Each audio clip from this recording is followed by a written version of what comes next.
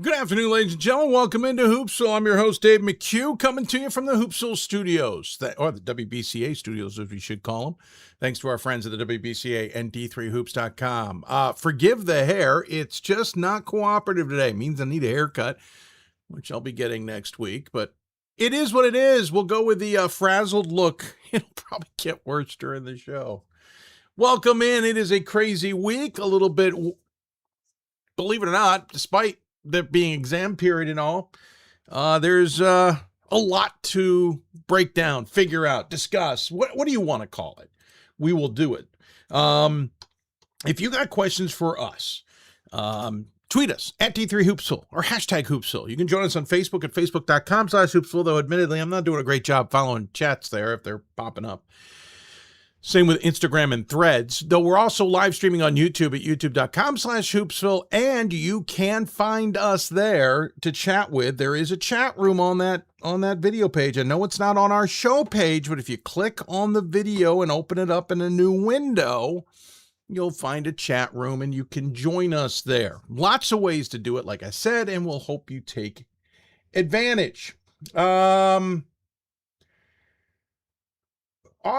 Quick note, we're supposed to have a show Thursday, and that will be the last show before the holidays. I'll be honest with you.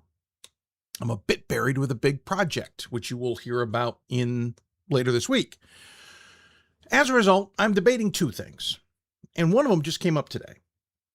Well, it was three. One was to push a show later Thursday night. I'm going to be honest with you, by the time I'm done with this project on Thursday, I'm not going to be in the mood.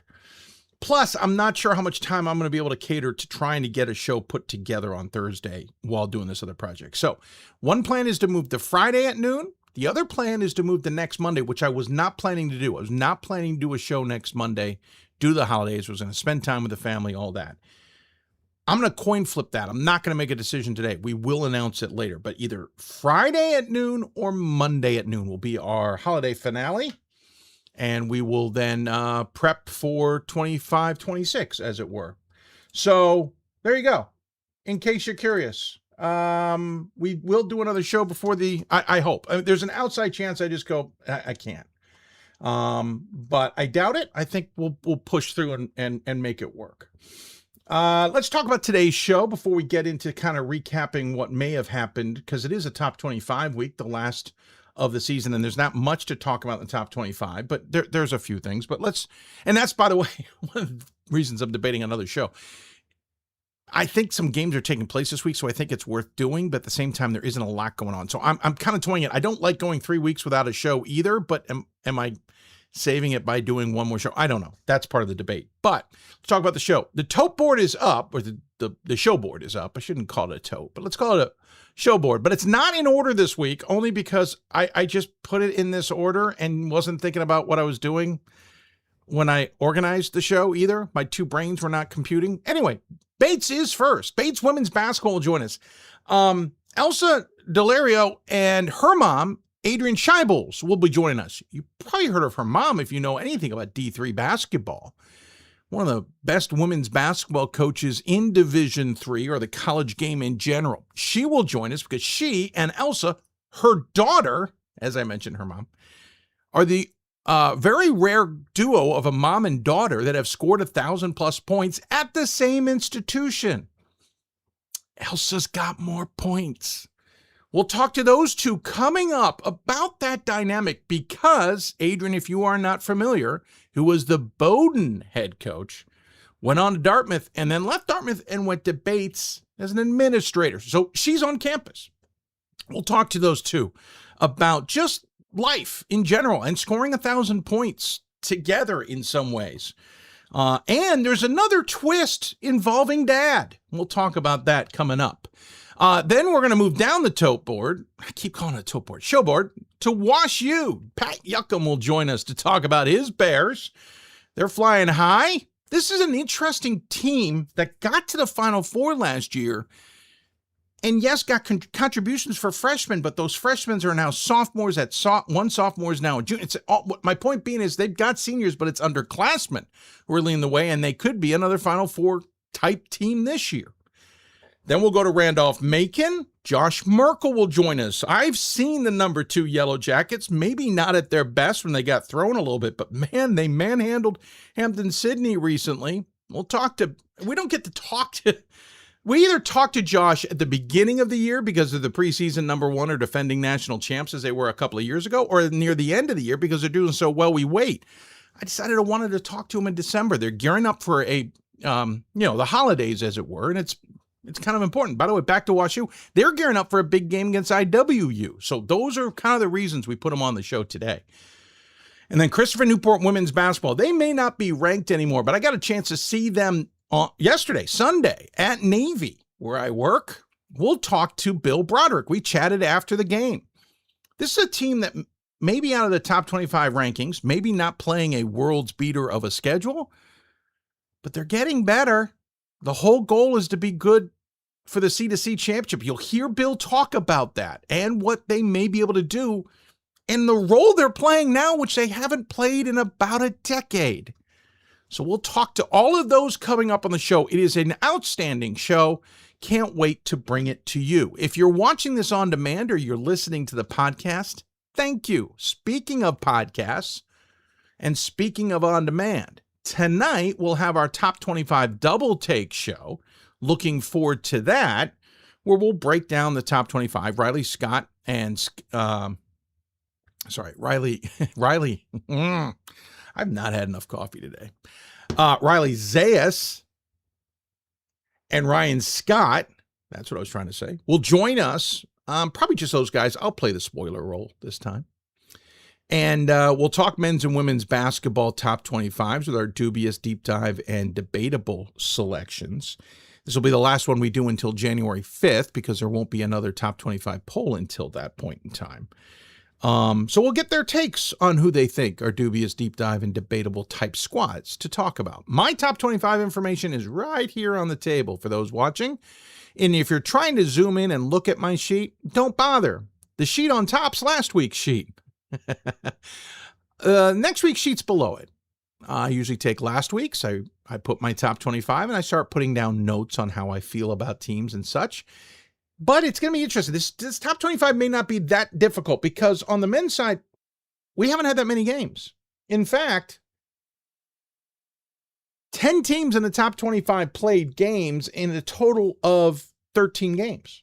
We have one loss so far. Illinois Wesleyan lost to Elmer 67-66.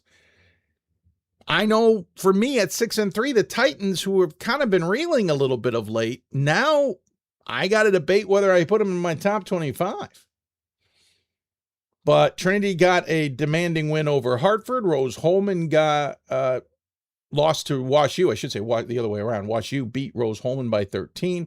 Montclair State defeated Ramapo and Rutgers-Camden this week. Mount Union beat Muskegon, who was getting votes.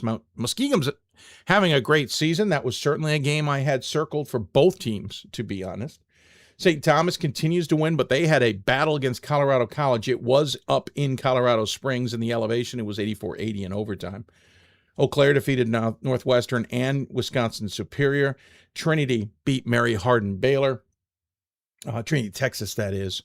And Wesleyan had 3 games. So actually, I think there were 14 games in the top 25. Now I've mentioned that. They beat LaSalle, Salem State, and Western New England. That Western New England game certainly won. I think a lot of us were keen on. They won by 10. Receiving votes category, a handful of teams won. A handful of teams played. Handful of teams lost. Muskegon, their one game. That's their first loss of the season. Started 8-0. That ties, by the way. That 8-0 tied Muskegon for the best start in program history. We should point that out. And they've only done it 3 times, twice back in a period of time that was black and white. Not reality, but you know what I'm trying to say. It was a long time ago. So hats off to Muskegon. Had a battle with Mount Union and lost by 3. If anything, that loss kind of tells you just how good Muskegon really is this year. Keep an eye on the Muskies. Platteville lost to Hope 84-74 after beating Carthage 62-59. Carthage is another team that's just baffling to understand. Firebirds are just not playing well. Of course, not receiving votes this past week either. Gustavus Adolphus defeated St. John. St. John's not having the season. Listen, I voted for in the preseason top 25. Maybe I had a complete misread on them. but they are just not having a great season, is St. John's. They lost by 15 to Gustavus. I either completely misread them, or a bunch of us, because I wasn't the only one, or something's wrong. But again, Carthage is not having a great season. Illinois Wesleyan of late is reeling a little bit. And I'm not just picking on those three, because there's a lot of teams that are having head-scratching seasons this year, both good and bad. I mean, I don't think everybody expected McHugh to start 8-0, right? Wins, by the way, Hood over Shenandoah pretty easily. Whitworth over Bellhaven pretty easily. Endicott beat St. Joseph's. I mean, there's another one. St. Joseph's, I know Ryan Scott had high hopes of them. They lost by 15 to Endicott. Endicott also beat Salem State by 8. Elizabethtown beat Shenandoah by 3. Concordia lost to Mary Hardin Baylor. I think I mentioned that. If I didn't, I apologize. TCNJ beat Rutgers, Camden, and Ramapo this week. TCNJ, interesting team, 7-3 right now under a new head coach. NYU beat Lancaster Bible. They're 8-1 against really not much of a schedule. And Stevens Point beat Olivet 76-63. So the men's poll may be a little bit easy for some of us who don't have some of those teams, as it were. But for some others, I think it's going to be a bit of a challenge to figure out. I got to get moving here because we got our next guest coming up. I'm going to take a quick look at the women's top 25 through the weekend. And again, not a lot of play. In fact, there were 1, 2, 3, 4, 5, 6, 7, 8, 9, 10, 11, 12, 13, 14. There were 16 games in the top 25. So more games than the men's side, but only 2 teams played multiple teams. NYU continues to dominate, and Smith continues to dominate. Bowdoin got a big win over Hartford in terms of 62-48. WNL beat Stevenson rather easily. Hope beat Kalamazoo very easily. Whitewater over Knox. Illinois Wesleyan beat Elmhurst very easily. Amherst beat Wesleyan and Colby Sawyer. We were talking about GP Gromacki at Navy just yesterday. Trinity beat Springfield. Elizabethtown lost to Shenandoah 56-54. That one's interesting to me. I've seen these two on video, and I think Elizabethtown's a better team. Shenandoah showed something there. I'm impressed with that one. WashU defeated Westminster. Bethel defeated Augsburg and River Falls. Baldwin-Wallace defeated Marietta. Wisconsin Lutheran lost to Platteville 63-57. That one surprises me. WLC is now 6-2. Maybe some of the attention's getting to them. Quickly, just to recap it, a lot of teams getting votes on the women's side, more than on the men's side. McMurray lost to Hardin Simmons. Chatham lost to Bethany, and St. Thomas split the week, beating Houston Tillotson, non-Division III, and then lost to Colorado College 65-41. The women's poll may be a little stagnant this week. So the top 25 tonight will be interesting with the two guys. So there you go. There's your top 25. There's your recap. We're going to take a break. When we come back, we're going to go talk to a top 25 team. Number 12, Bates Women's Basketball. Elsa Daulerio and Adrienne Shibles. I've been wanting to do this interview for a long time. The fact that both of them have scored 1,000 points in their career was the easiest excuse in the world to bring them on the show. Quickly before I go, haven't mentioned it, buymeacoffee.com/Hoopsville plus the QR code. It's going to be up all show long. We'll talk about it all show. We'll talk about it at the end of the show as well. This helps us stay on the air, helps us do more. We're going to do more with this show, and this is a way you can help us. Appreciate all those who've signed up for monthly memberships versus just a support level, which is just a donation. Thank you. Continue, please, to do that, and we'll look forward to sharing with you my top 25 ballots for this week, for example. But that top 25 show tonight, only available live to members and supporters. Take a break. When we come back, Bates Women's Basketball up in snowy New England. Back with more after this. We've got more schools than Division I, more fans than Division II, and more upsets than March Madness. There's nearly 850 programs with over 11,000 games leading to 2 national championships. And we've been covering it all for over 2 decades. From Eastern to Occidental, from Puget Sound to Piedmont, from Southwestern to the University of New England, and from Hope to Calvin. Nobody covers Division III basketball like we do. We're D3Hoops.com at www.d3hoops.com.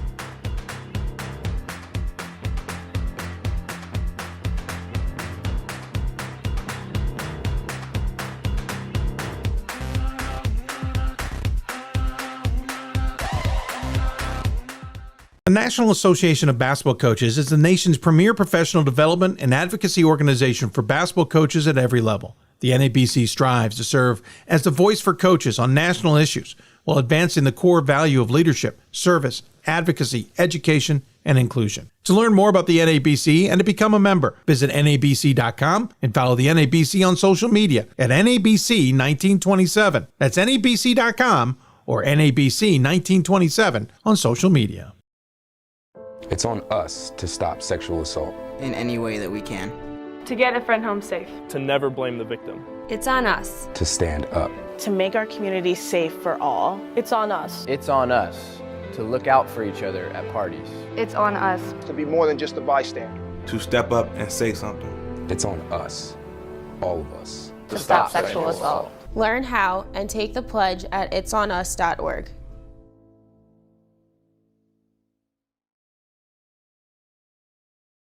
If I lose, I'll respond with respect.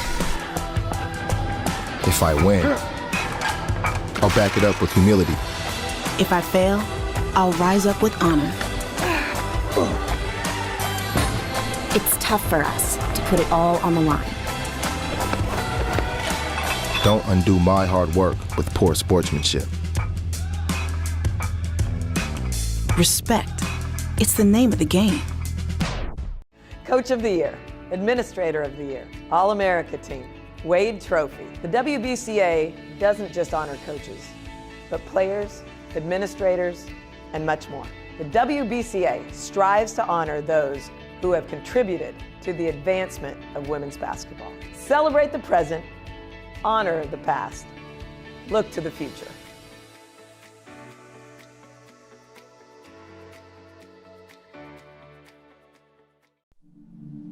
I used to never really talk, ever. I was afraid if I said something wrong, everyone would laugh at me. But then I started to play golf with Special Olympics. It helped me to find my voice.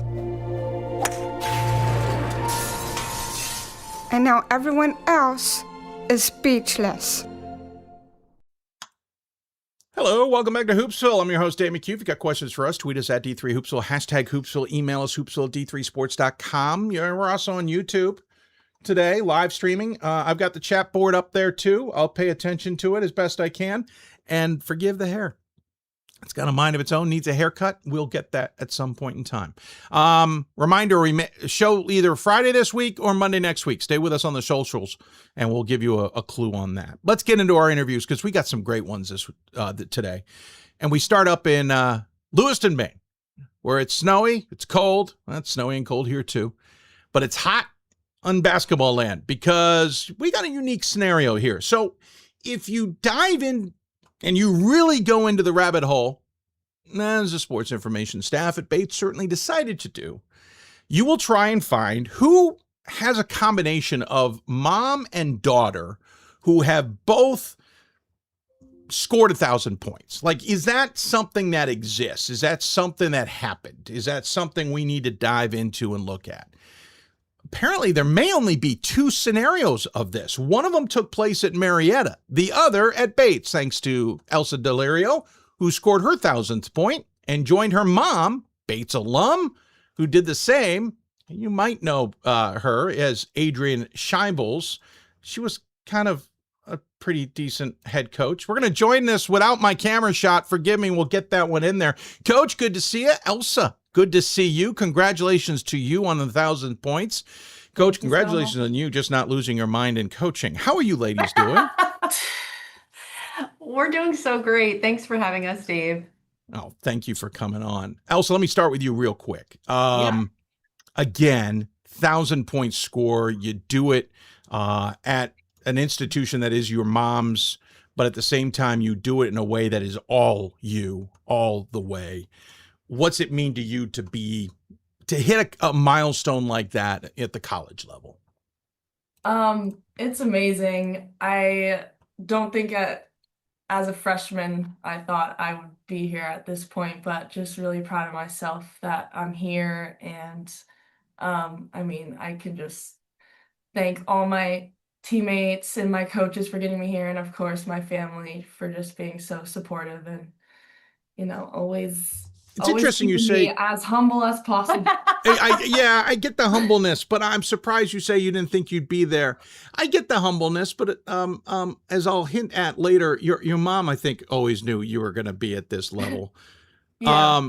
Adrienne, what's it like from your perspective to watch it play out? Because I know a lot of people who watch their kids from the sidelines. Usually they're in the stands or they're coaching them. You got the unique scenario where you didn't coach her, and you kind of watched her. Well, I coached her a little bit in AAU when she was little, True. much to her chagrin, because I think being coached by a parent can be a bit difficult, but loved that time and loved our time in the car together, going back and forth from AAU events. But yeah, it's truly special. I mean, I missed so much throughout the years coaching.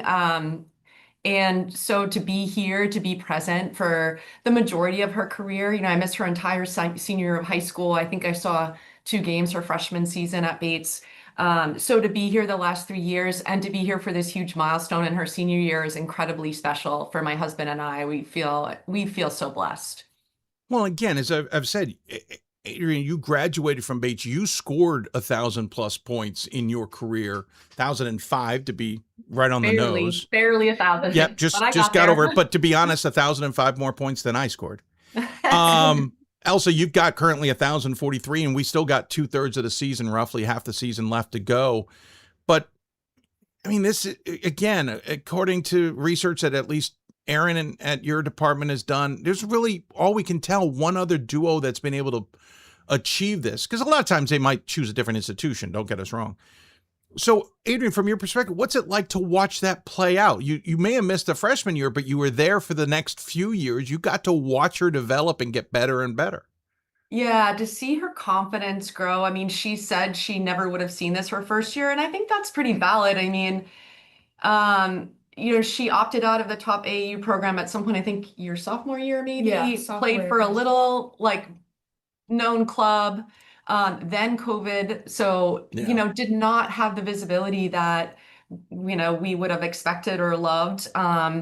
But, you know, it was important that she drive the bus in her experience, and that she connect with her love for the game. And I think that's made a big difference. But to see her confidence, to see the growth in her game, again, credit her hard work, and also her amazing coaches. The coaching staff here at Bates is phenomenal. So Coach Montgomery and her crew are the best of the best. And so I have it's a feeling been if they incredible were to watch that. Yeah, Adrienne, I have a feeling if they weren't successful, you would have taken over. I'm just saying. Elsa, I can only imagine with that decision. We've let go of the coaching staff. Your mom's now been named interim. Wait, what? No. Yeah, that would not go over so well, I'm sure. That might not. That might be a whole different scenario where one player is talked about a coaching change at the Division III level. But Elsa, to that point, your mom kind of hinted at it. Yeah, obviously COVID played a major role near the end of your high school career, and you had to make some decisions, and maybe weren't being seen by other programs. Did you think that D3 was always going to be your place and Bates would always be the place, follow your mom in that way? Or did you think you might be able to play somewhere else? I had my eyes set definitely on D3 and the NESCAC. I knew that I wanted to play in the NESCAC just from, you know, growing up around all the Bowdoin games and just seeing how competitive and how strong the women were on my mom's teams. I wanted to be on a team like that. And so I was looking at mostly NESCAC schools, and that was a big goal of mine.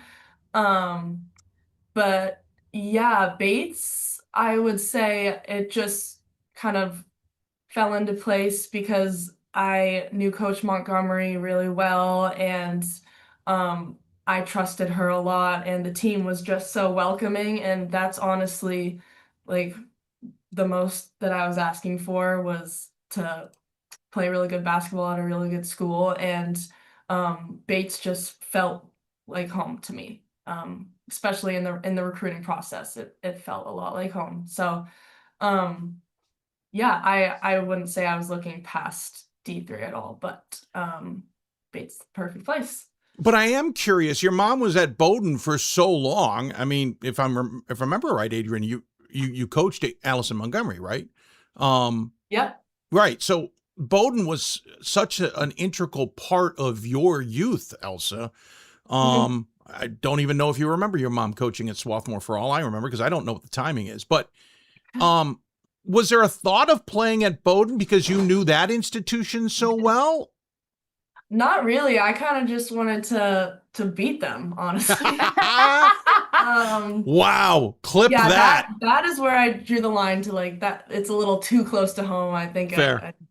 Like get at least 30 minutes out. I was going to say, but you're only going 30 minutes here, Elsie. It's not like you're going that far.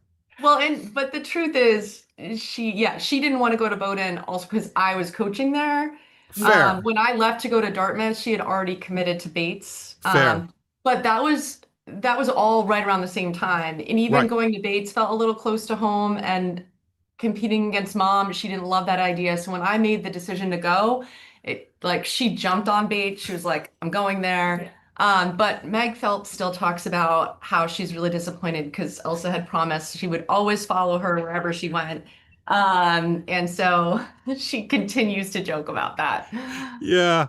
She's got at least one more game to lament, maybe two.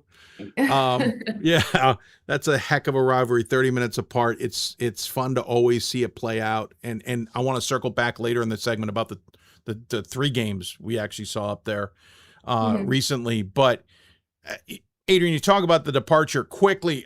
To dive into that, you and I had a long conversation around that time before you made a decision to go to Dartmouth. We should point out this is unrelated, where you talked a lot about family and what you wanted to accomplish and what you wanted to be around for. You talked about missing her senior year and her freshman year. Her being in the area, though, it still feels like that. Like you staying in the area, you all being there, this feels like a family decision. This all feels, even if you end up at Bates, you following her back to Bates, like all this feels family related. It feels like that strong family bond is what both of you kind of drove towards in what your decisions were. Yeah, I can't emphasize what a gift this has been for our whole family, not just me, but my husband Kirk, who also is a 1,000-point scorer and played at Swarthmore. For us to be here for this ride. My parents live a little over an hour away. My cousins, my aunts, my uncles are at every game. And it's just been such a blessing. I will say, when I did call Elsa to tell her that I accepted a job at Bates, the look on her face was like, I think, but then when I started here, I, made a commitment to give her space. And I think now you'd say that you really enjoy having us here. I don't want to put words in your mouth. But... Elsa, this is a safe space. Your mom's not paying attention. You can say whatever you need to say. No, that is 100% true. Yeah, Elsa, that's the other dynamic. You said earlier, and Adrienne mentions it, maybe not wanting to play for your mom. And man, I get that dynamic. I tried to coach my son in soccer and he didn't love it. And I get it. It's all dad all the time, right? But Elsa, she does come back to Bates. She's not tied up at Dartmouth in those 2 years anymore. Yeah, what was that first reaction like? And do you get coached by her now? Does she still maybe show up at a practice or two to assist? No, she's never at a practice, which I still appreciate. She wants to give us space, and obviously she trusts our coaches so much because they're great. But yeah, I guess when I got that call, I was surprised maybe, but I don't know, just wanted her to be as happy as possible, and knew that having her and my dad and the rest of the family at the games would make it so worth it. And to just have him closer to home back in Maine was great, and it ended up being a great decision. Yeah, what's that dynamic like? I can only come from my perspective. Played a couple years of prep school in Connecticut, though my family lived in Maine. Then went to after a gap year, I went to a college and played collegiate soccer in Baltimore. I didn't have family around for those games. It was the 90s too. It wasn't as easy to see them. There were no web streaming. There wasn't any travel. you have your entire family showing up to games, probably on the road as well. What's that dynamic like to not only have a great fan base of Bates, but a good chunk of that fan base is your own darn family? Yeah, it's so awesome, especially just like all of the games in Maine. I feel like I get a really good crowd out, which I'm just super lucky to have the support that I do, and just getting everyone to come out on games, even when it's like snowy outside, whatever, the roads are bad. I know they're gonna show up and just give me all that support, which is so rewarding. And not just family. When she scored her 1,000th, I mean, it was over Thanksgiving break-ish. So a ton of her high school friends were here, their parents. I mean, it was just like half the crowd was awesome. Elsa's fans. So that's it's really cool. special. Though she did develop quite the resilience, I think, as a youngster, because we weren't at a lot of games. I mean, I certainly couldn't be at a lot of games. Her dad was at a bunch, but right. But so I think it's nice for all of us to have this now. Well, and listen, Ryan Scott has finally jumped on board of something I have always known. The atmosphere about basketball in Maine. Indiana gets this big reputation as being a big basketball state, and it is.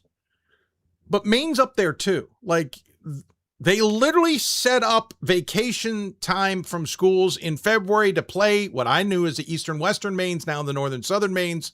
Like, this is a thing. So, Elsa, the other thing I noticed is when Southern Maine was such a great team, it was that community that showed up. I see that at Bates. I see that at Bowdoin. I see that at Colby. That's got to be an amazing atmosphere. So I'm not surprised your entire high school decided to show up to see you try and hit that mark. What's that like from you? Because you've now played it through high school and into college. Yeah, it was so awesome. And I think, that USM team, I would play against a lot of those girls in high school and AAU, and the same with my friends who showed up at the game. Like, they know those girls too. So yeah, that rivalry, I think, goes deep, and those games are just honestly so fun to play, especially before NESCACs. Just gets us like super pumped up, honestly. And we always have the goal to win Maine. So like in that week we had a bunch of Maine games. Unfortunately fell short to Bowdoin, but we had a super good run, and the just super competitive games. And they always really challenge us before going into NESCACs. You might have fallen short, but it was double overtime, and it didn't count in conference play. Just remember that. Right. Quickly, to wrap up the family side of this, your dad, Kirk, also scored 1,000 points. He did it for Swarthmore. And according to Aaron, I'm just going to quote him. He says, the only other case I can find of a father, a mother, and their son and or daughter scoring 1,000 points was NBA Hall of Famer Rick Barry, second wife Lynn Norenberg, Barry and their son, or Norenberg Barry, sorry, and their son Canyon Barry, who played at Charleston in Florida, but he doesn't know if that's the only true example. But again, it's this dynamic. So I'm begging to know, Adrienne, you three, I get it. Hoops is in your blood. I know that's not the only kids you have. Did they all look at the three of you and go, forget it?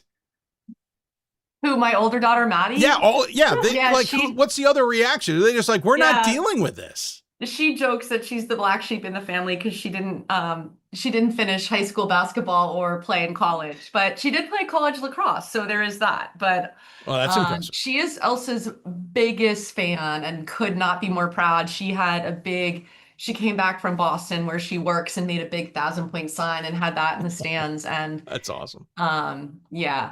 But she does joke about it a lot, that she's the black sheep.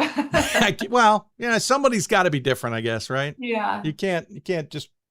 All right, let's talk quickly about the season. Elsa, from your perspective, obviously a lot of attention, top 25 team. That trio of games between Colby, Bates, and Bowdoin was an awesome early season look because all three ranked, all three with questions, right? We weren't sure. I know it didn't go the way you guys wanted with the loss to Bowdoin, but how's the season gone, including that trio? I know you didn't play 3 games, but that sequence of main games.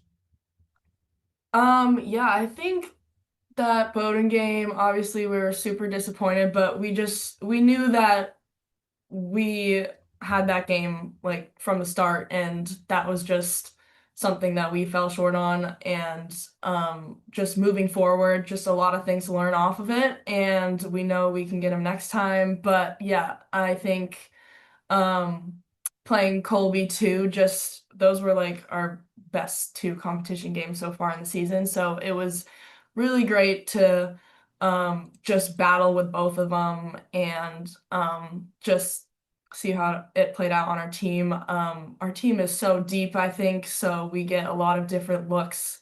And I think just as the season progresses, we're just going to be super hard to guard and scout just because of that. So yeah, really just looking to learn off of those games and move forward into the rest of the season. I should point out, you all leave sunny, cold, and snowy Maine for sunny, warm, and no snow Florida. Yes. Later this week. You'll be down at Miami and Fort Lauderdale to play Central and Emmanuel. Then you got to come back to reality. You'll be at Worcester to play Roger Williams and Hunter before coming, then Mass Dartmouth, and then you'll get back into conference play officially. Mm-hmm. Elsa, what's the point of these trips from your perspective? Obviously, these games are important, but what else do you, as a team, hope to gain from these trips? Well, the trip to Florida, but obviously there's a trip to Massachusetts too. Yeah, I think both tournaments, we're just looking to get better. I mean, like I said, coming off of such a big week of playing those main teams who we compete with so well, I think just to keep climbing off of those wins and that loss against Bowdoin, and to see a lot of different competition in Florida. I think we play Centrals from Emmanuel. I don't even know. Emmanuel's your other one. Emmanuel. Yeah, Emmanuel's kind of close, but yeah, we just love to challenge ourselves with some different competition, so that's going to be great. And it's just great team bonding as well.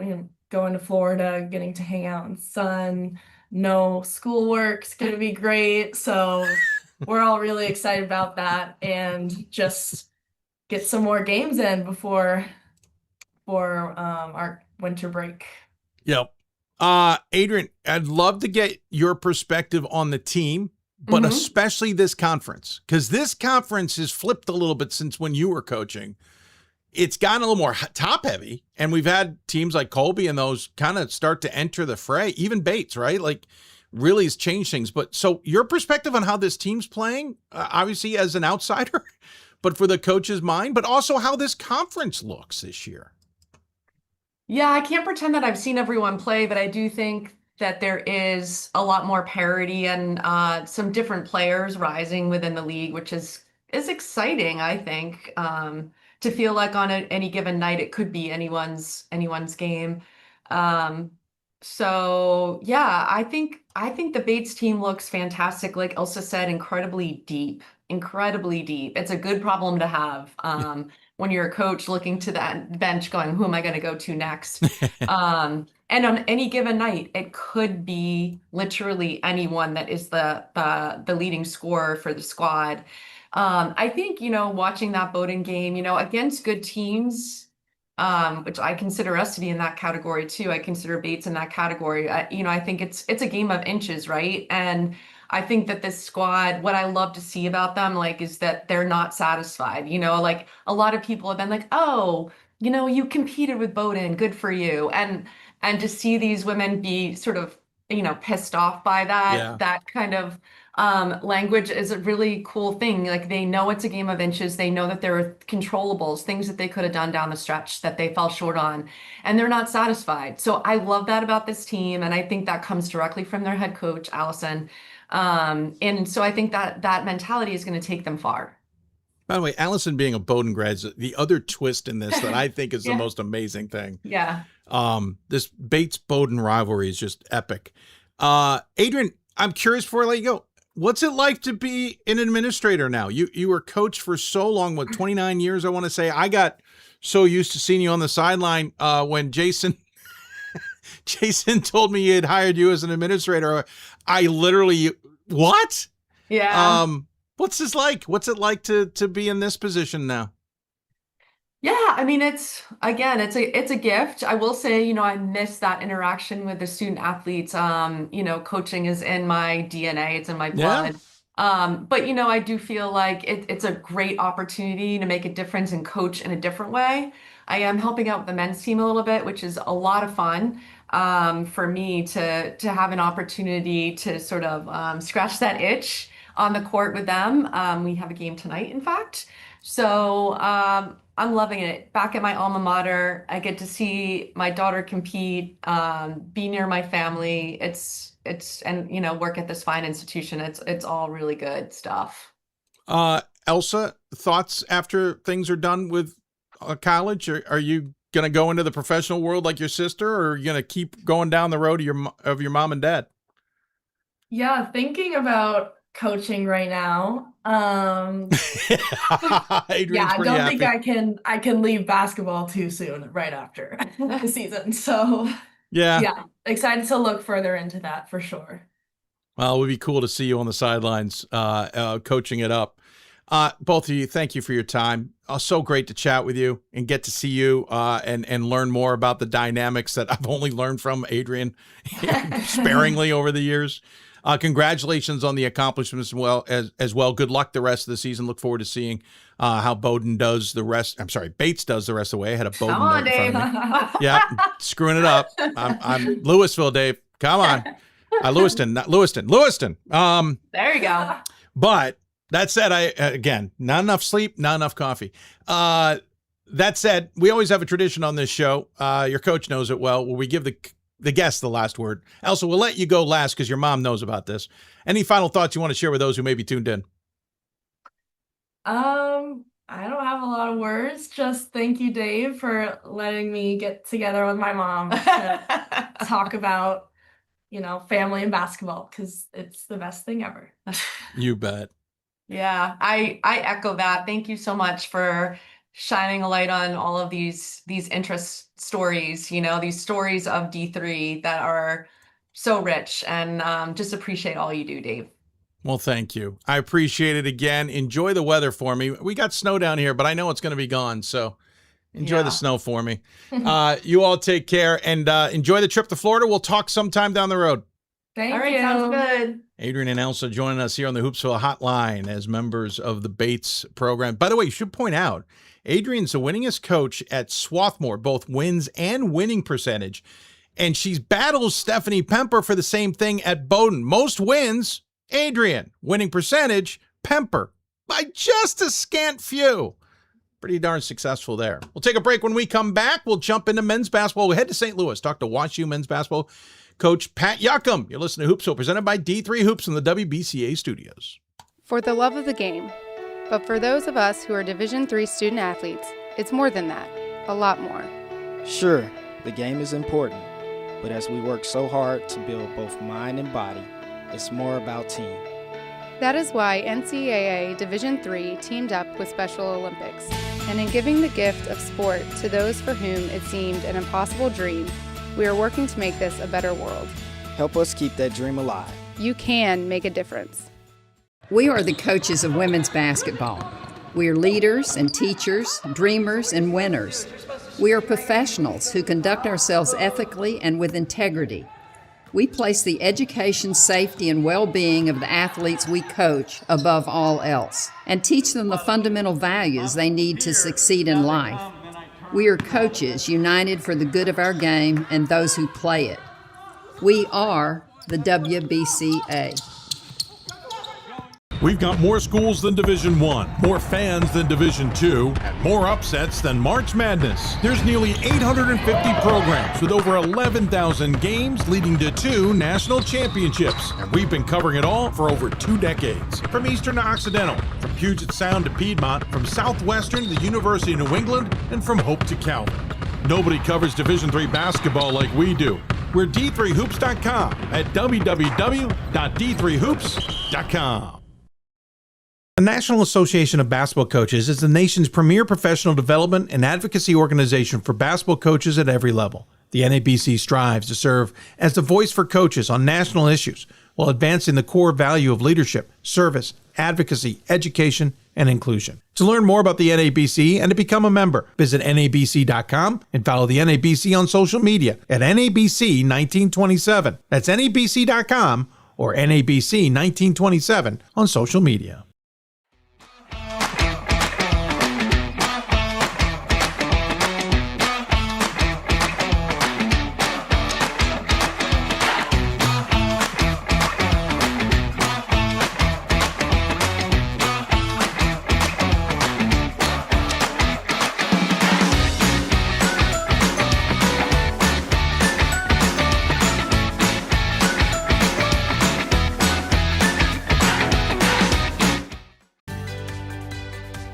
Responsibility is being accountable for your words and actions, first and foremost. It also is an obligation to be a positive influence in the communities around you. Being in a D3 program, you're going to have lots of different opportunities. You're not just an athlete, you're also involved in student life. Your academics are extremely important. We give a lot of our student athletes responsibilities right from the start by giving them leadership opportunities, by having them engage in the community, be a positive influence. That's being a responsible person. There are over 480,000 college athletes. Only 2% will go pro. That means over 470,000 will not get a shoe contract. No autographs. No private jets. No fan clubs. No Hall of Fame inductions. Instead, they will walk away with something much more valuable.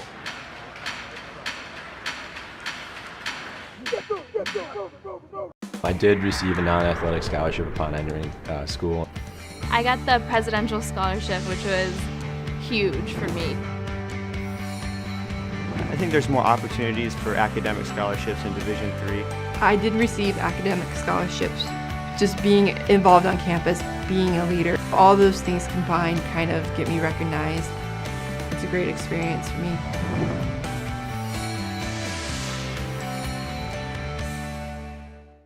For the love of the game. But for those of us who are Division III student athletes, it's more than that, a lot more. Sure, the game is important, but as we work so hard to build both mind and body, it's more about team. That is why NCAA Division III teamed up with Special Olympics, and in giving the gift of sport to those for whom it seemed an impossible dream, we are working to make this a better world. Help us keep that dream alive. You can make a difference. We are the coaches of women's basketball. We are leaders and teachers, dreamers and winners. We are professionals who conduct ourselves ethically and with integrity. We place the education, safety, and well-being of the athletes we coach above all else and teach them the fundamental values they need to succeed in life. We are coaches united for the good of our game and those who play it. We are the WBCA.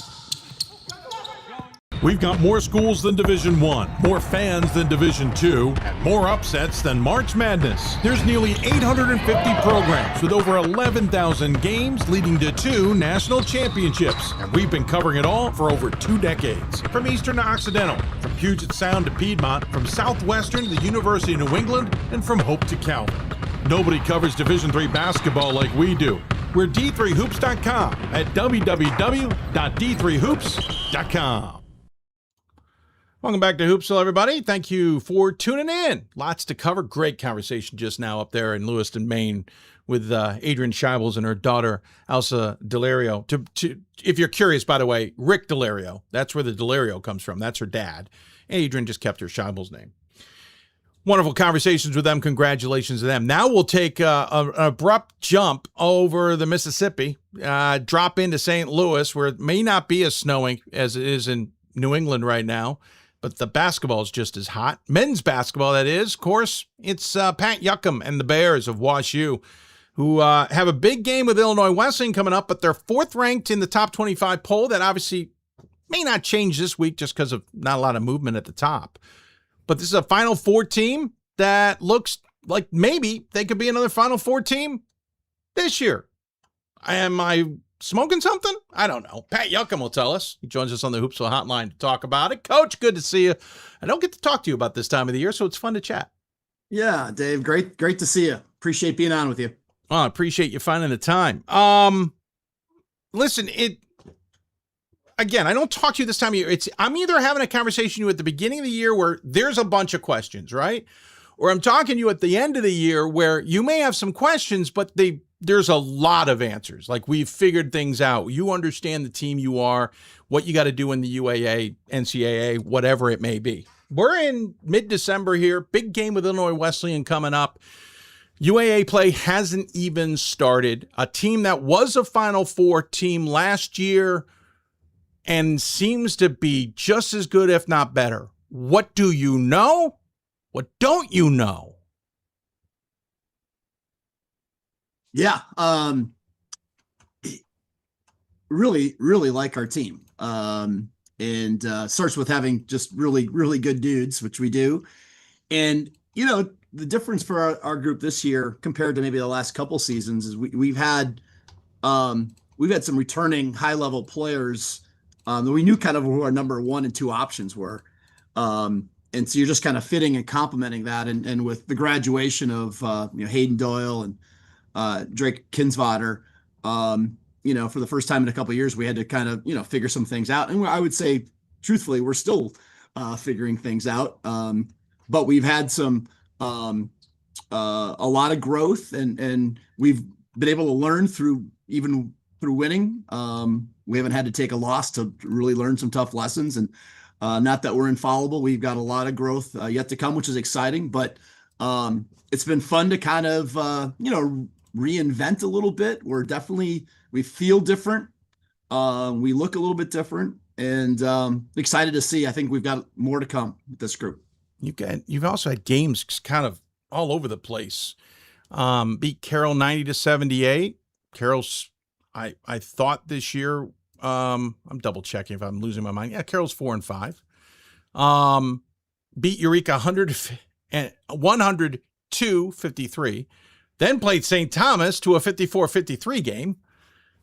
Beat Wabash 82-74. The juxtaposition in the back and the forth, is this an indication that teams maybe are having success controlling you guys to some degree, or are you having some success adapting and controlling things yourself? A hallmark of a good team is they find different ways to win. Yeah. That they have more than one, recipe or one approach. And I think that's been a trademark of our group so far. We've been able to do it some different ways, and you need to have an identity. And I think that identity is forming. I think we're becoming more aware. Like I said, we went into this season excited about the talent and the quality of the guys, but again, graduated 2 of the best players ever to play at WashU. There was, which is saying something, by the way. Exactly. So we didn't have, it was an exciting process to kind of, but one in which we were kind of a, blank slate, tabula rasa. Let's see kind of where this goes. And I give a lot of credit to not only our players, they had a really good offseason. They got better, but Patrick McGrail, who's our lead assistant here, has brought some new things to the table, especially from an offensive perspective. And it's been fun to just, to have been at this for a while, to, have a new approach and tweak some things. I'd say we're consistent in our philosophy, but how we execute that philosophy, you have to, look at your talent and how do you maximize it. And I think that's what we're trying to do with this group. When you talk about losing, 2 of the best players, 2 guys who brought you, I wouldn't say just those 2, but were integral in bringing you all to the Final Four, maybe a run that caught some people a little by surprise, finished 9-5 in conference, finished 23-7 on the season, had that 3-game stretch to begin February last year, NYU twice in Brandeis where you lost 3, you lost Chicago, but you make this great run in the tournament. Of course, NYU had your number, but you lose those 2, such an integral part. And then you look at this year's team and you're like, okay, we don't know what to make of it. And then it's a sophomore in Connor May leading the team in scoring at 17-6. It's Anthony Brisbilla, who's a sophomore forward, second on the team in scoring. And it's Ryan Cohen, a junior, who's third on the team in scoring. What I find interesting is they learned something from that group, and they clearly have confidence as underclassmen to say, yeah, we got this mantle.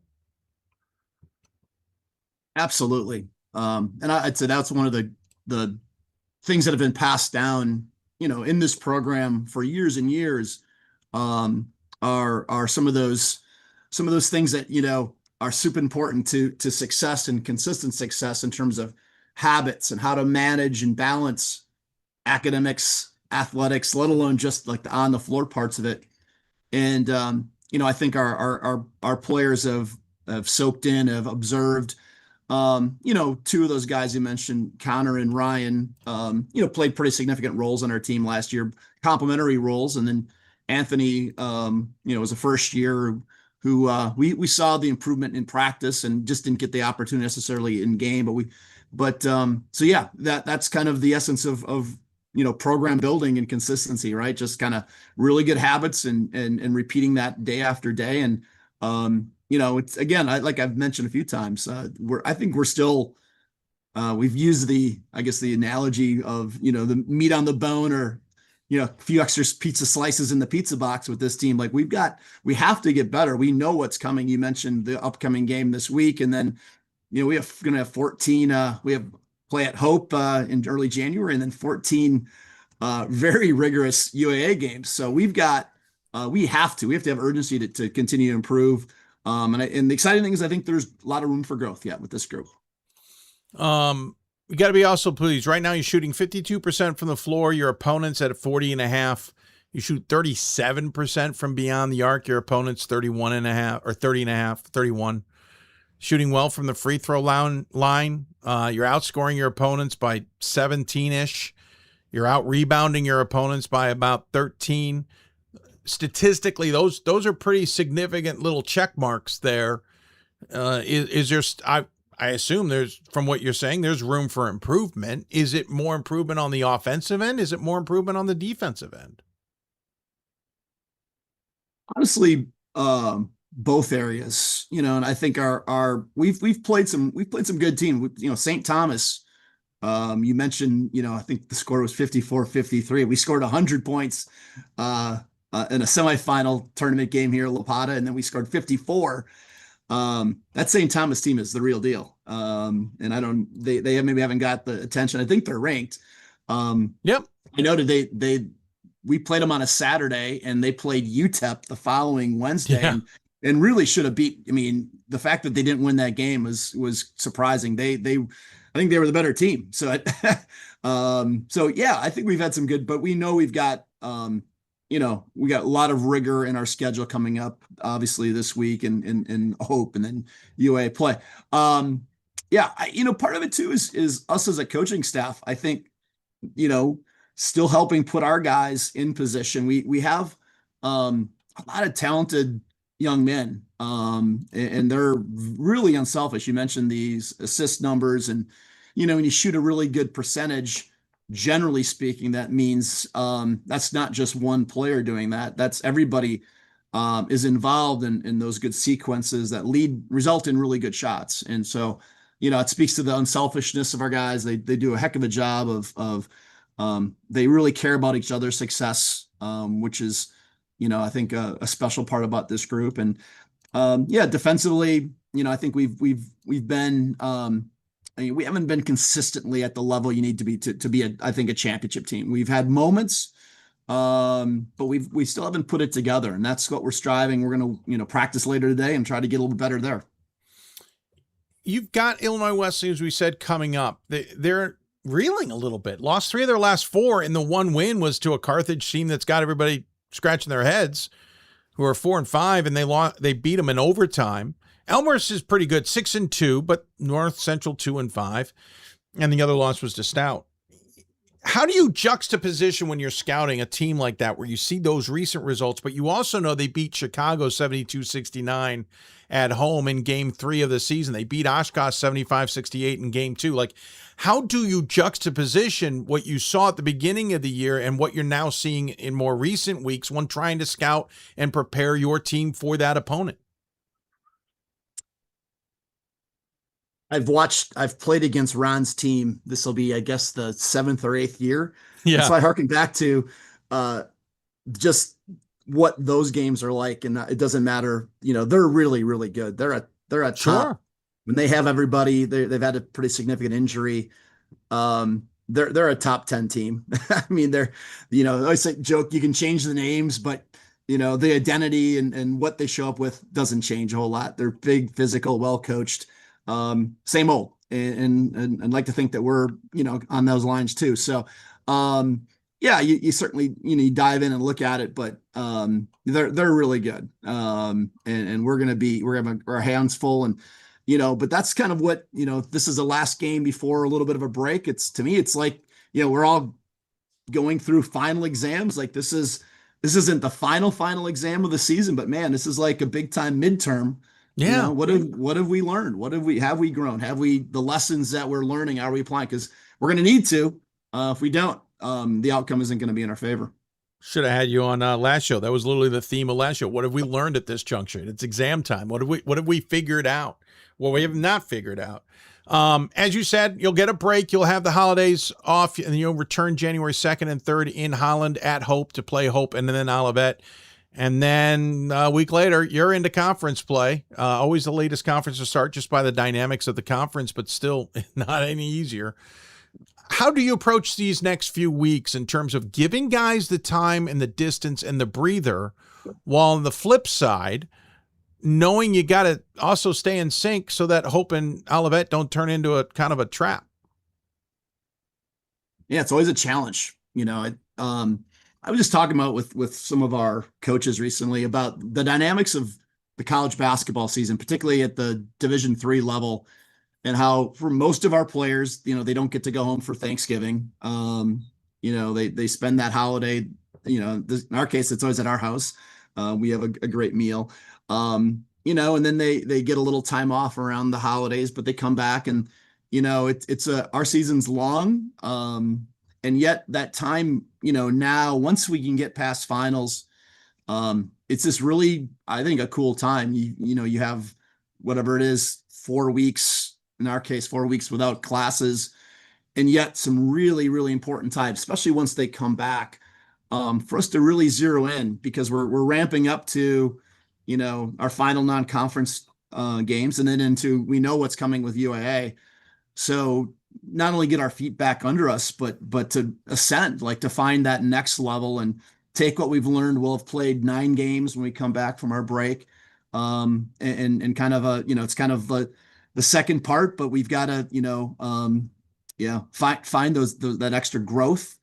And yet at the same time, it is important that our players, our athletes get some time away. And it is, because they do miss a lot of time. And once the season starts, man, there's not many breaks, right? It's pretty much, pedal to the metal for, you hope into March if you do it right. So important time coming up for sure. Last week we brought up in my 2 cents, the legislation that is at the table in January that would mandate everybody take 7 days off between the 2-week period ending, starting, I think, December 13th and ending, or 14th and ending the 28th, something like that. You're taking, obviously, a break. I mean, you have a break inside that window coming up, but do you want to be told when you're to take it outside of what your school dynamics are, outside of whatever schedule you can put together? Yeah, I believe in the value of the break. Sure. But to your point, all of our institutions are different, and we all have different, challenges with scheduling, different class, whether you're a semester school, a trimester school, a quarter school, that changes it. So I'm not in favor of a hard, concrete, these are the 7 days, because I think we need that flexibility. It's hard to schedule. And I think every institution has their own unique challenges. So I would definitely favor the mandated break. And we always take at least a week here. Sometimes this year, I think we're taking 8 or 9 days, and which is really important. But I think we need the flexibility too. Yeah, I'm all for the break. I'm not for a specific 2-week period of time. I mean, if you want to say keep someone from doing it in beginning of November. If you want to say from Thanksgiving to mid-January, that gives you at least some flexibility. Jumping ahead, UAA play. You'll start off with a game. You start off with 3 games on the road at Chicago, Carnegie Mellon, Case Western, then 4 at home, NYU, Brandeis, Emory, Rochester, and then you balance out the second half of UAA play. Anytime I've talked to a UAA coach this year and I say, what do you think of the UAA? There is a pregnant pause after I finish that question. What do you think of UAA play this year? Yeah, that's about right. Yes. My mind goes to iron sharpens iron. Yeah. Is what, cause that's how it's been. And it just seems in tracking our teams, again, teams are having another really strong non-conference, just success. So that benefits all of us. So we pull for all of our brethren in the UAA to win them all in the non-conference. And then we just battle like crazy for, whatever it is, 6 weeks, I guess, 6-7 weeks. We have 2 new coaches in the league this year. Yeah. So that adds, we had, Tony at Carnegie for a long time. So, transition there and they're off to a great start. And then obviously a change in leadership at NYU and they're off to a great start. So, it's always kind of nice to have, I say nice, I will probably revise that when we get ready to play them, but it is, new coaches bring in new, a new approach to the game and new tactics. And that's always kind of a fun, like from a basketball geek's perspective, it's fun to like compete against really good coaches. And that's what we have in this league. Great players, great coaches.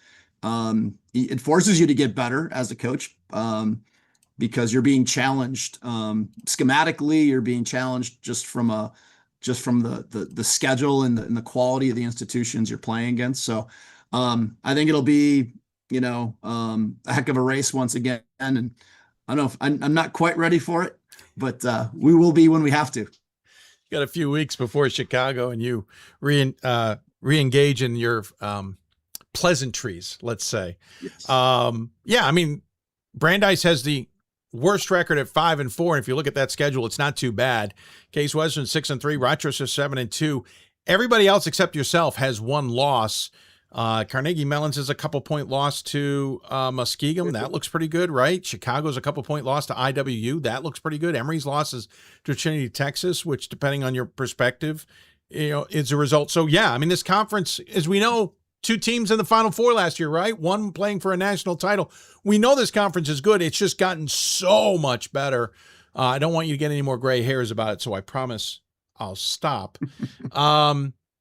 At this juncture, what's the message to the team moving forward? We've heard a lot about what needs to be worked on, all that, but when you're in the locker room, you're putting something up on the whiteboard, you're trying to be succinct. What's the message? Yeah, we still want to continue to lean into, our habits and the things we're doing on a daily basis. I think we've got a clear picture of when we're playing our best, what that looks like. And now we've identified that. I think our guys really embrace that. But now the challenge is to do that, on a possession by possession basis and to do that at a consistent high level. I think that's, again, the best teams, find a way to do that on a daily basis and a possession by possession basis. And so we're not there yet. But we're going to try to, just chip away and get 1% better this afternoon. Well, Pat, I appreciate the time. Great to get to know the Bears a little bit more this time of year. Obviously, big game against Illinois Wesleyan coming up, and then you get that holiday break as we talked about. Good luck the rest of the way. Looking forward to seeing how this all plays out, especially UAA play. As always, and you know the tradition, we give the guests the final word. Any final thoughts you want to share with those tuned in? Just wishing everyone I know we're in the holiday season, so it's a special time to be with family, and then obviously our sport kind of goes under the radar, but once we turn the page and we get into 2026, Division III basketball is I think the best out there, and it's going to be a really, really exciting season. So looking forward to what's ahead in the next couple of months, and always appreciate the work you guys do, D3 Hoops and in the Hoopsville crew. Well, thank you, Pat. Yeah, enjoy your holidays. At least get some down period, will you, sir? Turn your brain off for a little bit. And enjoy the season. Great chatting with you as always. And I look forward to catching up with you down the road. Awesome, Dave. Thank you, my man. Take care. Pat Juckem joining us on the Hoopsville Hotline. The Bears, again, big game coming up on the 18th. 3 days against IWU. Definitely tune in for that one. Should be a fun one. We'll take a break. When we come back, we're not done with top 5 teams. We're going to go to Ashland, Virginia. Yeah, we're going to talk to the number 2 Yellow Jackets, Randolph-Macon. Going Pat Juckem to Josh Merkel. Talk about 2 awesome conversations. Looking forward to the next one. You're listening to Hoopsville, presented by D3 Hoops. Back with more after this. We've got more schools than Division 1, more fans than Division 2, and more upsets than March Madness. There's nearly 850 programs with over 11,000 games leading to 2 national championships. And we've been covering it all for over 2 decades. From Eastern to Occidental, from Puget Sound to Piedmont, from Southwestern to the University of New England, and from Hope to Calvin. Nobody covers Division III basketball like we do. We're D3Hoops.com at www.d3hoops.com. I believe sportsmanship is a mutual admiration and respect for your fellow competitors. We all go through a lot to reach the point where we compete against one another. It's important to realize that. So once we're finally on the field or on the court or on the starting block, we look at each other as fellow human beings and not just competitors. Being able to recognize the hard work that other athletes are putting in creates a more positive and inclusive environment. We are calling you, all of you. We are calling all Division III schools to join our cause. It's on us to start the change. It's on us to be the change. It's on us. It's on Division III. It's on all of us to stop sexual assault.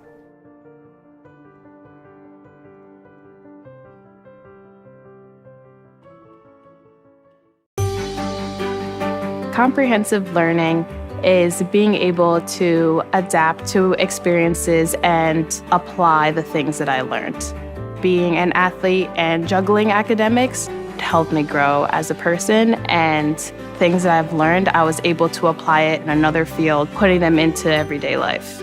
Developing comprehensive learning helped me prioritize certain things to make sure I get to where I want to be.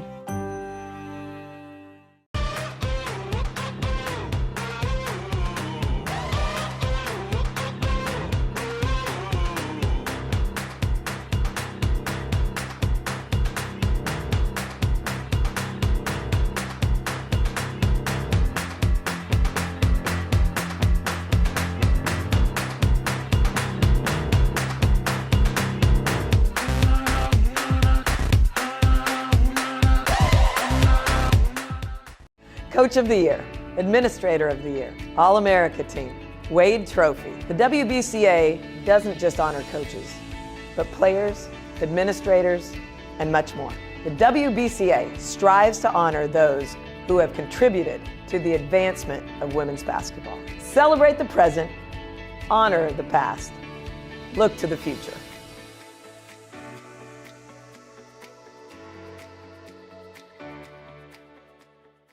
For the love of the game.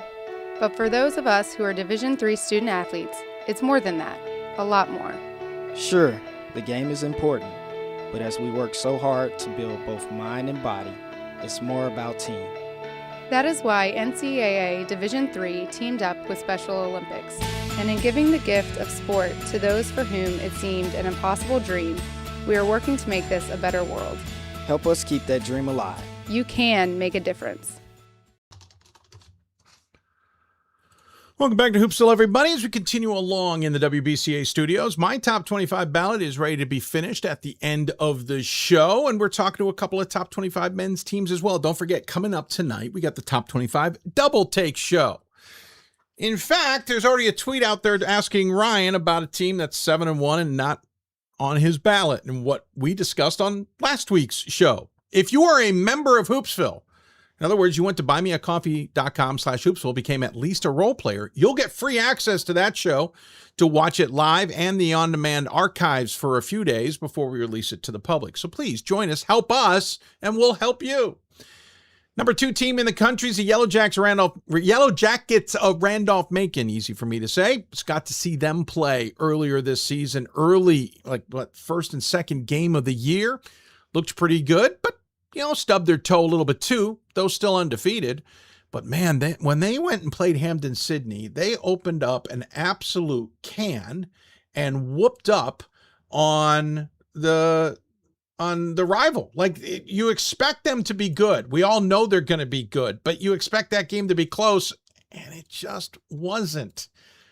And then they had a really good game against Roanoke. So ODAC play is already off and running, and Josh Merkel and the guys are still undefeated. Join us on the Hoopsville Hotline to talk all about it. It's Josh Merkel. Not the rest of the guys, though. From the Yellow Jackets of Randolph-Macon. Josh, good to see you. Congratulations, 6-0, 2-0 in ODAC play. Looks like things are going off to a good start.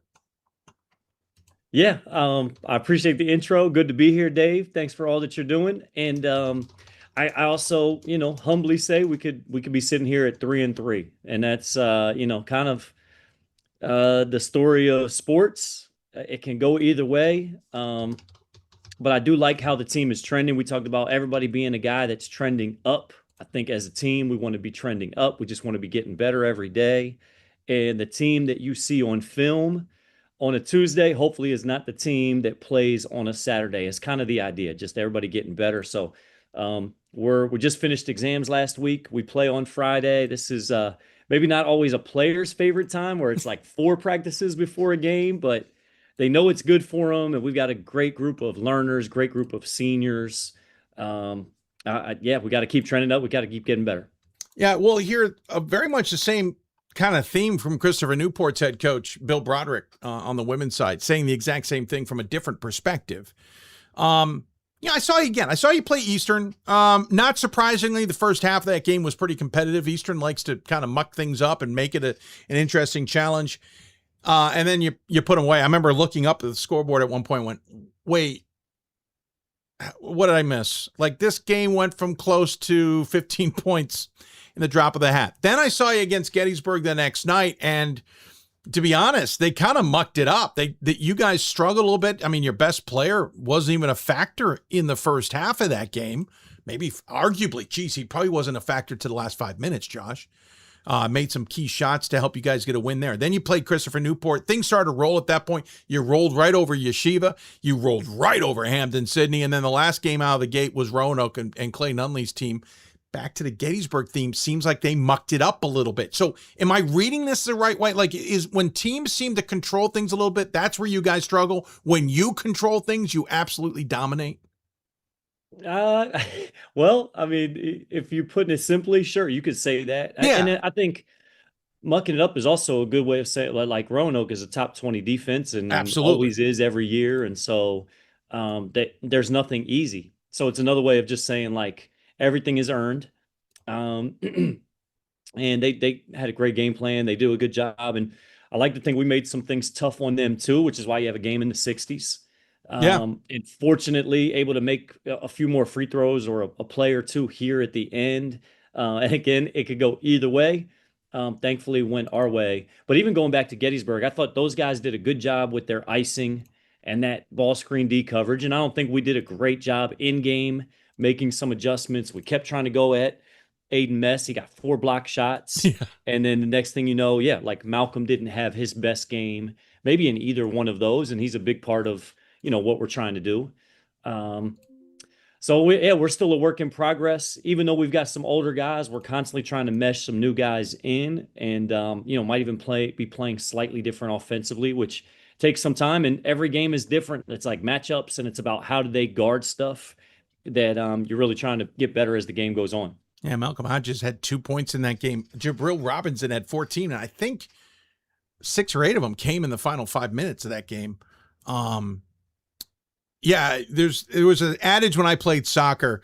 As a goalie, I loved the adage because it made me better. But the adage was our forwards are shooting at the goalie. We're making the goalie look like an All-American. To some degree, you guys are making Mess look like an All-American, right? It's that adage, right? It's that mentality of you're doing things into his game plan. We got to do our things that play away from that. And that's for every game and everybody you play. Yeah, yeah. I mean, I agree. And then, we were fortunate, like had some young guys step up. Ty made some outside shots and some free throws in that game. And then the Artist Battle stepped up, had a double figure scoring game. Then we go on the road to CNU, and it's Brady Lamb hitting a couple threes, stepping out. Ty played really well, hit a couple threes. So that's been a big, big boost to us is, those forwards and even guys off the bench and young guys being able to step up and make some plays. And when you look at it, there seems to be some balance, at least from my perspective. You've got 14 plus points from Robinson. You've got 10 plus points from Pulley Jr., 8.5 from Joyce. Antonori off the bench is giving you 8. Hammond 6.5. Showalter 6.5. 6 from Hodges. All of them are rebounding. Like there's nobody that stands out in rebounding because you don't need one guy to do it. Everybody is. And everybody's shooting well. Heck, Robinson's 55%, Pulley's 52%. Joyce is an insane 71%, 24 of 34 from the floor, 46% from Antonori. Like the other thing I saw was you guys don't take bad shots. If you take a shot, it's one that you're probably going to hit. And that, I got to imagine, Josh, takes a lot of time to instill. Yeah, I think that's one reason sometimes we're not as good early as maybe we end up being later is just, you're making reads and you're under, it can be a lot. Was this a good one? Could we get a better one? One thing I'm most proud of with our veteran guards, Jabril and KP, this is year 4, but they are playing way more efficiently than they ever have. Like what's been a constant thing that we've wanted from them is to be, shooting 50% from the field or 40 from 3. And those guys, because they're skilled enough to do it. Now we're getting it done where maybe they don't feel as much pressure on making every shot or making the play where they don't have to take that tough one. So, and then, Amr was our 3rd leading scorer last year. It's not like he's playing bad, but just we do have, not just 10 guys, but we're playing 11 deep.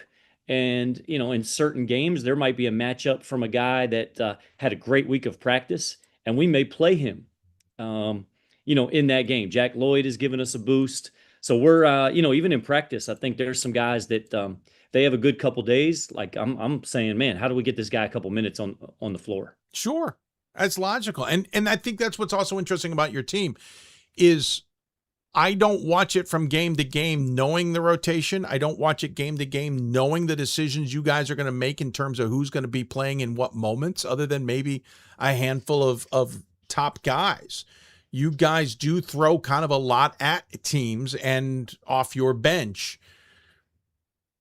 And you got to get guys to buy into that too. But as you said, if somebody's playing well, then the motivation's there for themselves too. Yeah, you do have to get guys to buy in, and we've got to, thankfully the culture, when you've got great guys like, let's say, Bryce Scott, who could easily be in that mix for us, but he's been a great teammate, unselfish guy. And, maybe we're investing some minutes in some of the younger guys. But when guys see how he is as a teammate and mentor and still like always encouraging, always talking during games on the bench, he's just fully engaged. It's hard for any freshman or sophomore to do anything but that after a guy's been doing it for 3+ years of his career. All right. So you're already into ODAC play. And again, Hamden Sydney 85-50, which I think all of us were just stunned by. And then Roanoke 66-61. That's obviously not the antithesis of the entire conference, but it is an interesting juxtaposition. This conference has gotten so good. It was always good. It was always deep, but it has taken on another level, part and parcel because of you guys. But part and parcel because Hamden Sydney's back in the conversation and what Clay's done at Roanoke. For Dave Macito's now gotten back into the mix with Virginia Wesleyan. Eastern Mennonite seems to be challenging. You can't overlook W&L, and we just keep on going and going. What do you expect from ODAC play this year? What do you see with those teams? Is it just more of the same, and that's not a bad thing? More of the same, I would say. W&L hasn't lost a game, and their defensive field goal percentage is best in the league. Chris does a great job. They've got length, and they've got, they're getting a little bit older. They were a little young last year with Amorosi being a freshman, one of their best guys, but getting a little bit older. Being older definitely helps. I think with Roanoke, it's a bunch of older guys. Like with us, it is a bunch of older guys. I think for Sydney, they might be a little younger, at least at the guard position. Still really good players, but that might have benefited us. And certainly our guys were ready after. They've played well here on our court, and I think our guys they were just locked in, focused, and ready, and we had some time to prepare. So, proud of our defensive effort in that game, and then just didn't have any let up in that game as well, which sometimes can happen if you get a lead. Our guys stayed pretty locked in. So, the league is a beast, Dave. It makes everybody better when you embrace it. Growth happens in the extremes, and we've got some really great coaches and some really good players in this league and some connected teams that, go make it a fun race to see what happens. How do you keep from looking too far ahead? You get used to just one day at a time. Like you got to stack days. You can't stack a day unless you have a good day today. We just talk a lot about it. Being present is everything. Nothing is, you can't take it for granted. Enjoy the process, enjoy the practice, enjoy the competitive 4-minute game. And don't be looking ahead to Friday's game. If you live your life like that, where you're always looking forward or always looking at the next thing, you never get to enjoy where your feet are. It's no way to be. Ahead of you, it's kind of a sneaky, interesting schedule. You'll go to Nashville to play Center in Augsburg. Center has one loss. Nothing jumps off the table. The loss is to Mount St. Joseph 61-58, but it is under interim head coach Gavin Root. Augsburg is 7-2. Their losses to Central and Marion, but they also have a win over Stout, who beat Illinois Wesleyan.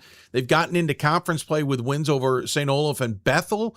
Like they feel sneaky good. Misericordia's after that at home in your tournament, 6-1 so far this year. The loss to Marietta, beat Haverford, beat a receding Swarthmore team, but still, like. We just talked about conference play, but you've got a trio of games, and then a fourth we just don't know. It's on the other end of your tournament there. You just won't know who you're playing yet. This is kind of an interesting stretch here for you guys around the holidays. Yeah, well, we love playing good teams. We love when good teams come to our tournament, and even just hunting competition, playing as many good teams out of conference so we can be prepared to see anything. And I think even Augsburg might be 8-1, if I'm not mistaken. So it's like, it'll ramp up for our guys where, if we take this week lightly or we don't have our foot on the gas, if we're not all about getting better, then we're going to get exposed and it's going to show up. So, we're excited. And that doesn't even mention like the Mary Wash game, Dave, in February is when we had to schedule it. But potential top 5 team coming in here in February too. But we'll cross that bridge when we get there. Yeah, exactly. Well, and exactly. I mean, that game is scheduled for February 7th between, by the way, Hampton Sydney and Shenandoah. In hindsight, I'm sure you would love to have picked a different date. By the way, Augsburg is 8-1. We have it incorrect on our system. We'll get that fixed. Thank you for pointing that out. Curious twist, though. At your tournament, the RMC Coaches Tournament, on the other side is Eastern and Salisbury. You're playing it as a tournament. So obviously there's a chance you're going to play your alma mater. Okay. But you might play a second game against Eastern. Was there any thought of turning that into a classic? And so you wouldn't have to deal with the fact you might play Eastern a second time? We did talk about it. Dan asked me about it, but I think, the guys I think all players like the chance to, if you win, you get to play the winner the next night. And so I think there's some advantages to knowing who you're playing, but I also like the idea of not knowing who you're playing. Yeah. And you're watching that game before you or after you. And it's like, if we won, we're playing the winner. If we lost, we're playing the loser. I think, because it's like what you see in March. And we're always going to say, prepare for what you see late. Yeah, you've got to prepare, right? Like you've got to, all right, we got 2 opponents potentially on Saturday. Yeah. We got to get through tonight to play whoever, and we then get ready in a quick succession for that one team instead of the 2. So yeah, I've heard a lot of coaches talking about preparing that way this year, and having that twist, even traveling to do it, right? Purposely going on the road to get the experience of traveling on the road. I mean, Brad Fisher just said it last week. I don't think we're doing a good enough job when we're in the NCAA tournament when we hit the road. So we hit the road. I wanted them to get an experience of taking a trip and having to execute. Yeah. Josh, I cannot believe you've been there a decade and you're in your 11th season. I think I said that to you at Gettysburg.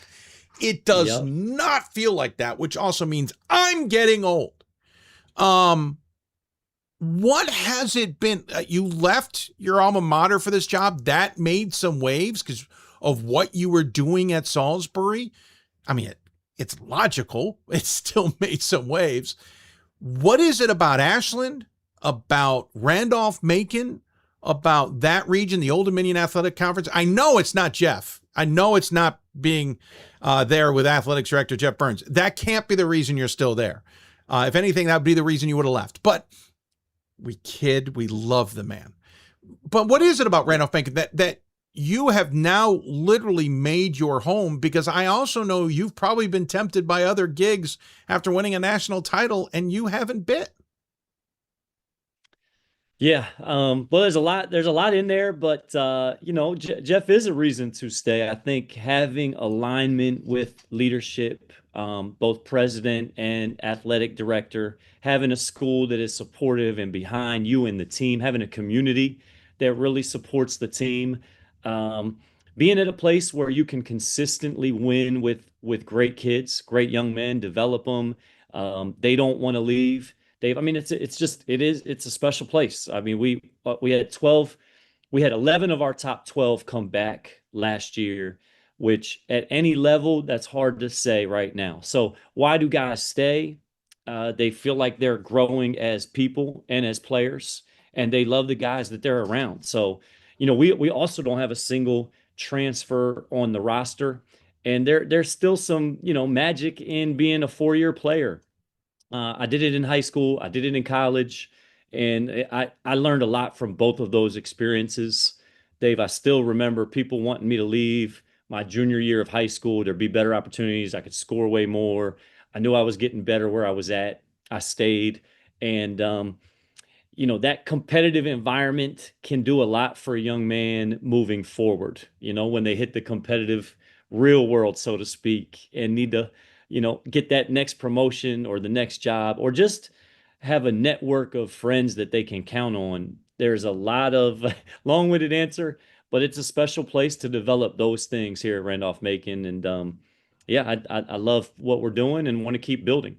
And there's no way you were tempted to leave Salisbury and this totally shows how old I am. That was the heyday of the CAC, where Salisbury, Catholic, Goucher, Marymount, York, Frostburg, like it was St. Mary's, absolutely. It was, and to be honest, you couldn't count Gallaudet out. Like it was an absolute slobber knocker on every single night. I miss that. Yeah. And I think we get different versions of it in the ODAC, in the WIAC, and elsewhere. It's too bad the CAC had. I could go down a whole road on that, and my alma mater, I think, is partially responsible for how the CAC, well, I know they are partially responsible for how the CAC dissolved, because I thought that private v. public just banging heads was amazing. And Salisbury Goucher CAC championship game in Baltimore, I've never seen that building coming apart at the seams like I did then. I think you were there for that game, right? You were playing in that game. I think that was right before maybe I got Was there. that right before you? Okay. We didn't make we weren't in that championship against Goucher for sure. Okay, I can't remember which year was which because again, I'm old. Do you look back on those and see some of that excitement now in the ODAC and where else you're playing and where else you're playing games? Yeah, well, I don't look back. Not look back in a negative way. I just mean, like, do you remember that stuff and go, oh, this moment kind of reminds me of what that was like? Yeah, I mean, I think there's some really high-level games that just get you excited. Yeah. And then, you go into a great environment. Like our home crowd in that Sydney game was just phenomenal. And it's like, man, this is it's as good as it gets in terms of, the support. And even just the excitement. I mean, we had to kick guys out of the gym that day because guys were getting in to shoot like 3-4 times before pregame, and it was like, all right, guys, you're good. Like, save it for the game. Right. Pace yourself. But just that excitement leading up to, it's why you can pick Randolph-Macon and get excited because you're going to be playing some big games, and not just one a month. Like we're going to test ourselves against competitive teams every week. It feels like. Yeah, that's awesome. Josh, appreciate it. I've kept you longer than I said I would. By the way, hats off to the women's program. Having another tremendous bang-up season in an ODAC that is getting far more competitive and far more fun to watch on the women's side as well. Both tides are rising, right? They're bringing both boats up, which is really fun to see, and I know the rest of the department as well. As always, Josh, we give the coach the final word. Any final thoughts you have to share with those who might be tuned in? No surprise on the women's side. Coach Burke and her staff and players getting it done. And just a huge thank you to you, Dave, and the light that you keep shining on Division III. It's a great level, and I'm excited for people to keep watching us and see how we play. I agree. Congrats, Josh. I appreciate you finding time to join us today as well. Good luck preparing for this weekend in Nashville for starters, but the rest of the season. Great to chat with you in December. I don't get to do this very often with you at this point of the year. I really appreciate the perspective now. And have a great holiday season. We'll catch up with you some other time. Sounds great. You too, Dave. Appreciate it. Take care. Josh Merkel joining us on the Hoopsville Hotline. Good basketball there in Ashland. That is going to be fun to watch the rest of the year. That entire conference is going to be fun to watch. He's right. WNL is having a bang-up season. Chris McHugh's got a really good program there. And it's just a litany of the ODAC. Randolph-Macon 6-0. Virginia Wesleyan 7-1. Lynchburg is 6-4, but 2-0 in conference play. Could the Hornets be back in this conversation? They're 2-0 with wins over against Randolph and Bridgewater. That's debatable, right?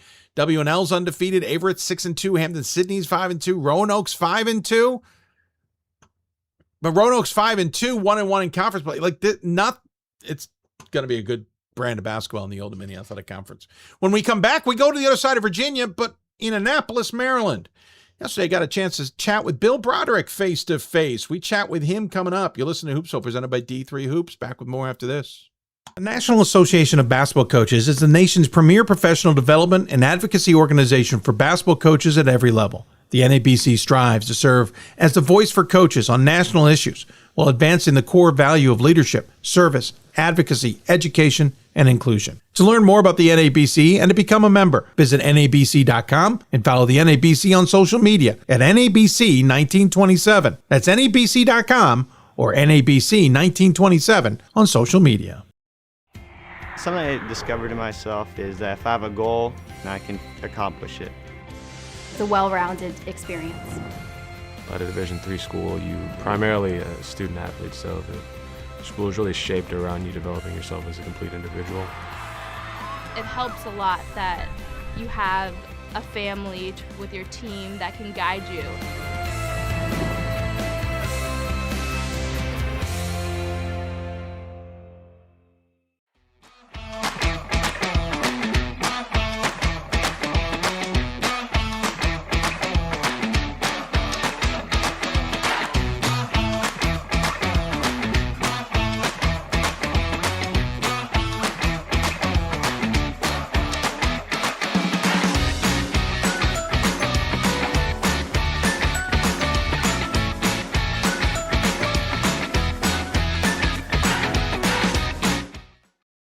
It's on us to stop sexual assault. In any way that we can. To get a friend home safe. To never blame the victim. It's on us. To stand up. To make our community safe for all. It's on us. It's on us to look out for each other at parties. It's on us. To be more than just a bystander. To step up and say something. It's on us, all of us. To stop sexual assault. Learn how and take the pledge at itsonus.org.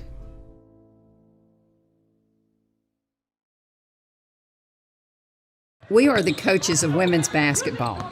We are leaders and teachers, dreamers and winners. We are professionals who conduct ourselves ethically and with integrity. We place the education, safety, and well-being of the athletes we coach above all else and teach them the fundamental values they need to succeed in life.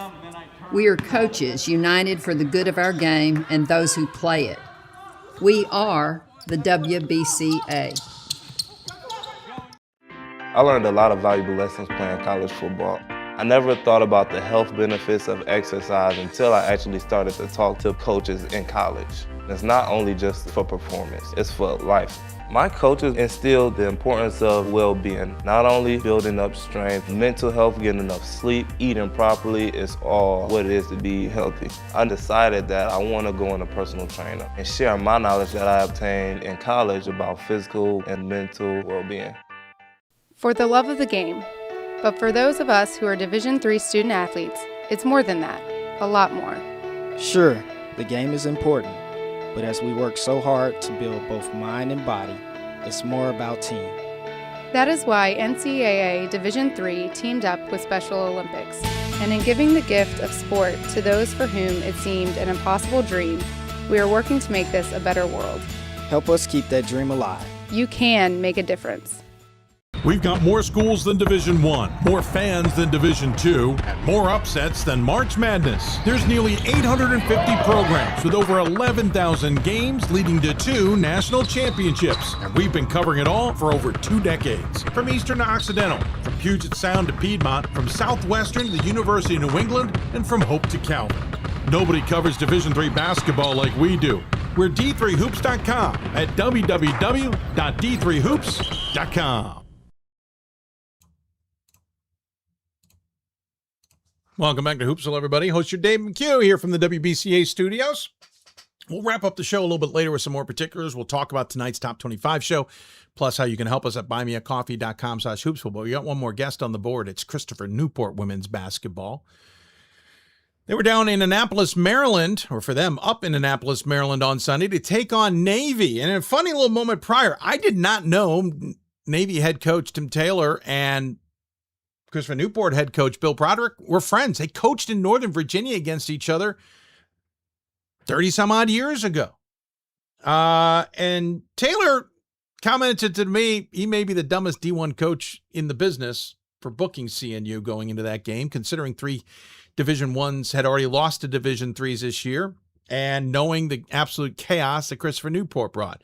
Bill has downplayed this team since the word go, since I noticed they were on Navy's schedule. And I think for good reason, but it's still a team that's got potential. And I saw some of that potential against Navy. It wasn't the outcome I expected. I actually thought they would give Navy a heck of a challenge and that Navy had the potential to lose it if they weren't smart. Navy ended up controlling more of the game than I thought, but Newport had its opportunities. And then we had a great chance to talk about it afterward, thanks to the generosity of Navy and Bill Broderick. Hey, welcome into the Naval Academy in Annapolis. Yeah, I'm wearing my Navy colors. We'll talk about that later. Joining me is Bill Broderick of Captains of Christopher Newport. Interesting, captains and Navy. It seemed appropriate to have you guys here. First and foremost, great to see you. 8-2 season. We'll talk about that in a bit, but it's great to see you here in December. Yeah, it's nice. It's a good experience for our ladies to come here and play a D1 team. We just got out of exams, so kind of get the blood flowing a little bit in a game that doesn't necessarily count on the record. So, yeah, I appreciate you being here and having me. Yeah, I appreciate the Navy deciding they needed me for this one. I was going to try and find a reason to come down anyway. So, listen, there's a lot of reasons that D3s will play D1s. We know those. There's, they're local. They're going to pay a bill or whatever the case. The experience that D1 just wants a practice buddy, right? Yeah. I didn't realize until I saw you in pregame, you and Tim go back, that this is more than just a game between a school that's relatively close to Navy. There's a relationship there. Yeah, Tim and I go back to 94, I think, 94, 95, when we were coaching high school ball in Northern Virginia. We're both Northern Virginia guys. Yeah. And so, yeah, this was something we wanted to do. We've been trying to do it. It just hasn't worked out with the schedule. But I appreciate them letting us come down and like I said, it's just such a neat experience. We're getting ready we're going to go up and eat with the team and do a little short tour and some stuff like that. So it's just a really cool experience. So yeah, I think we had a good time with it. One of the things that the Men's Navy Classic there's always talked about is those teams that come in for this event, getting a chance to be on the academy, see the experience and all that, getting that chance for your team. That's just outstanding from a guy who's on the academy grounds every once in a while.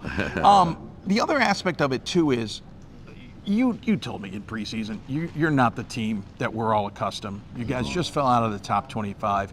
But you still seem like you wanted to come in here and kind of wreak some havoc, maybe play a better game than the result really was. And I know Tim was a little worried.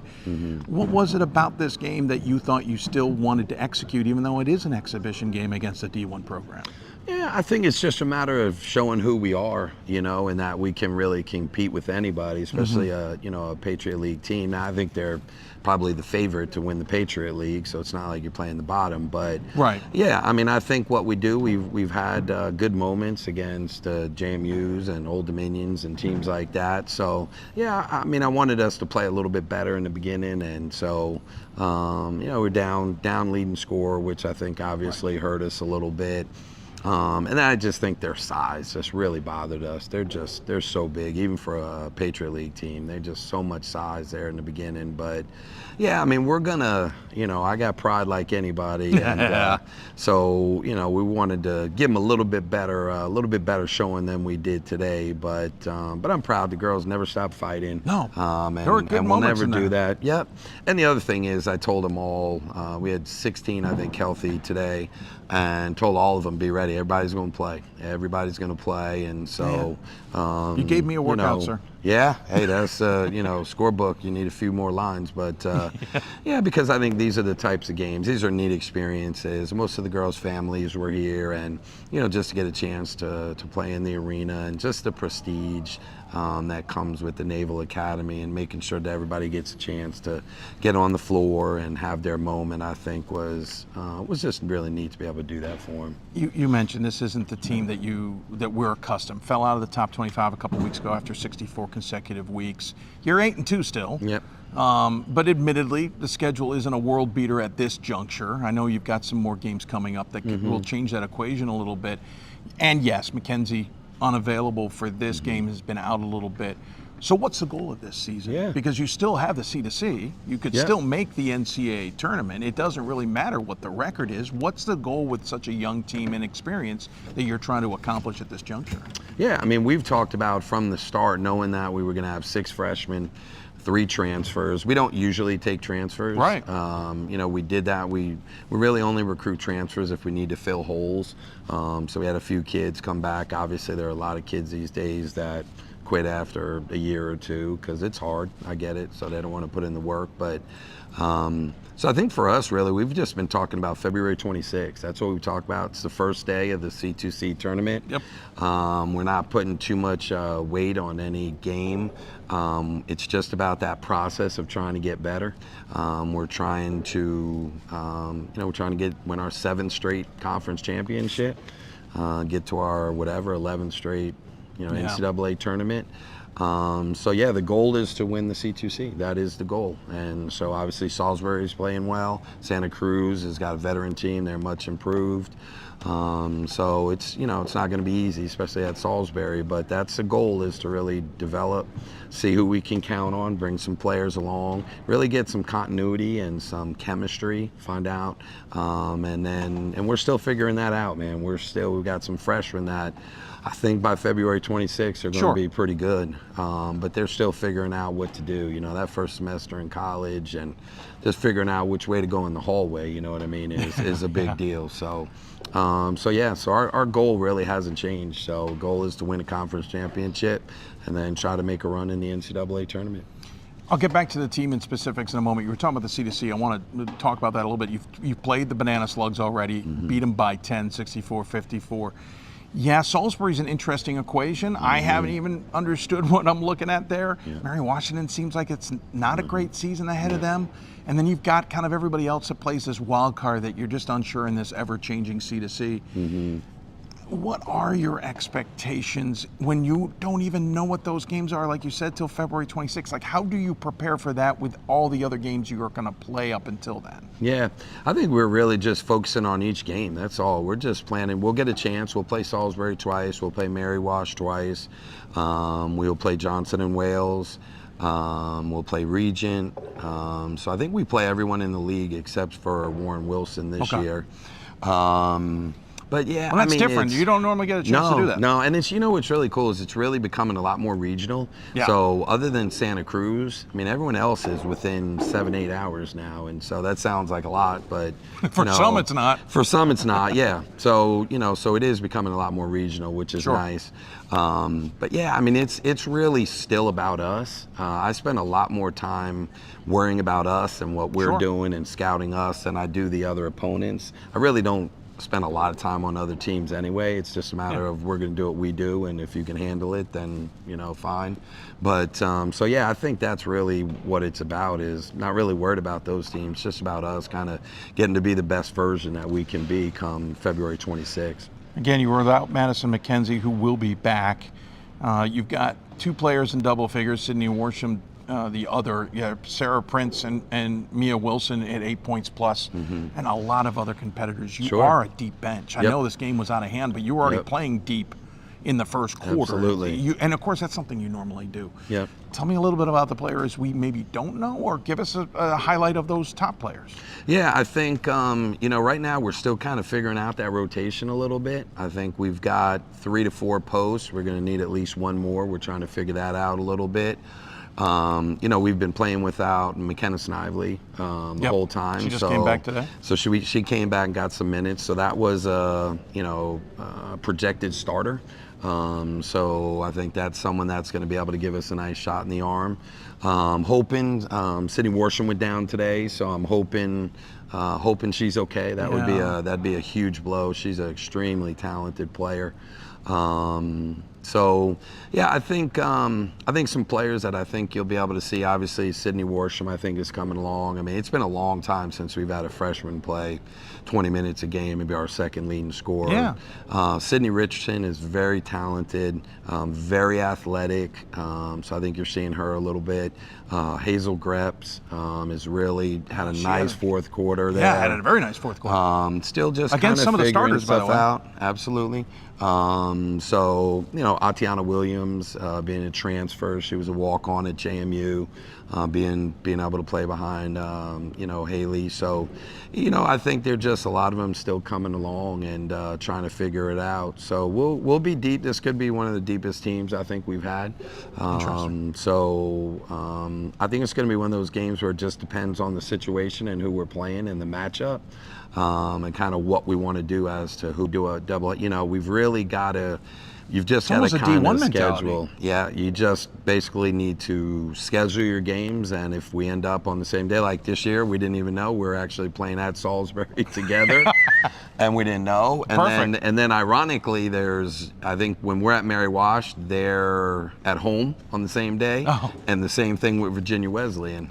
We play them, and they're there. So it's like that could have been, but I think when the scheduling is the toughest part of our job here.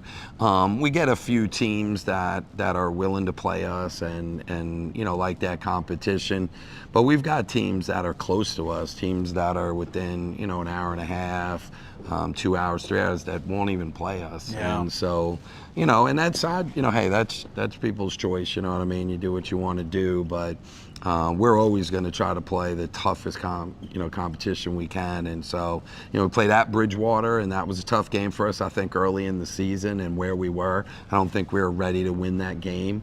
John Hopkins, I think, is one of the 5 best teams in the country. They're really good, and it gave them a few moments, but I think we just weren't ready for that type of experience now. Still 21's close in those games. Yeah. And you held them to 59. And we played everybody. right? I mean, they had their starters in with 2 minutes left. I mean, they had 7 people that didn't even play in a 20-point game. So we played everybody. But we went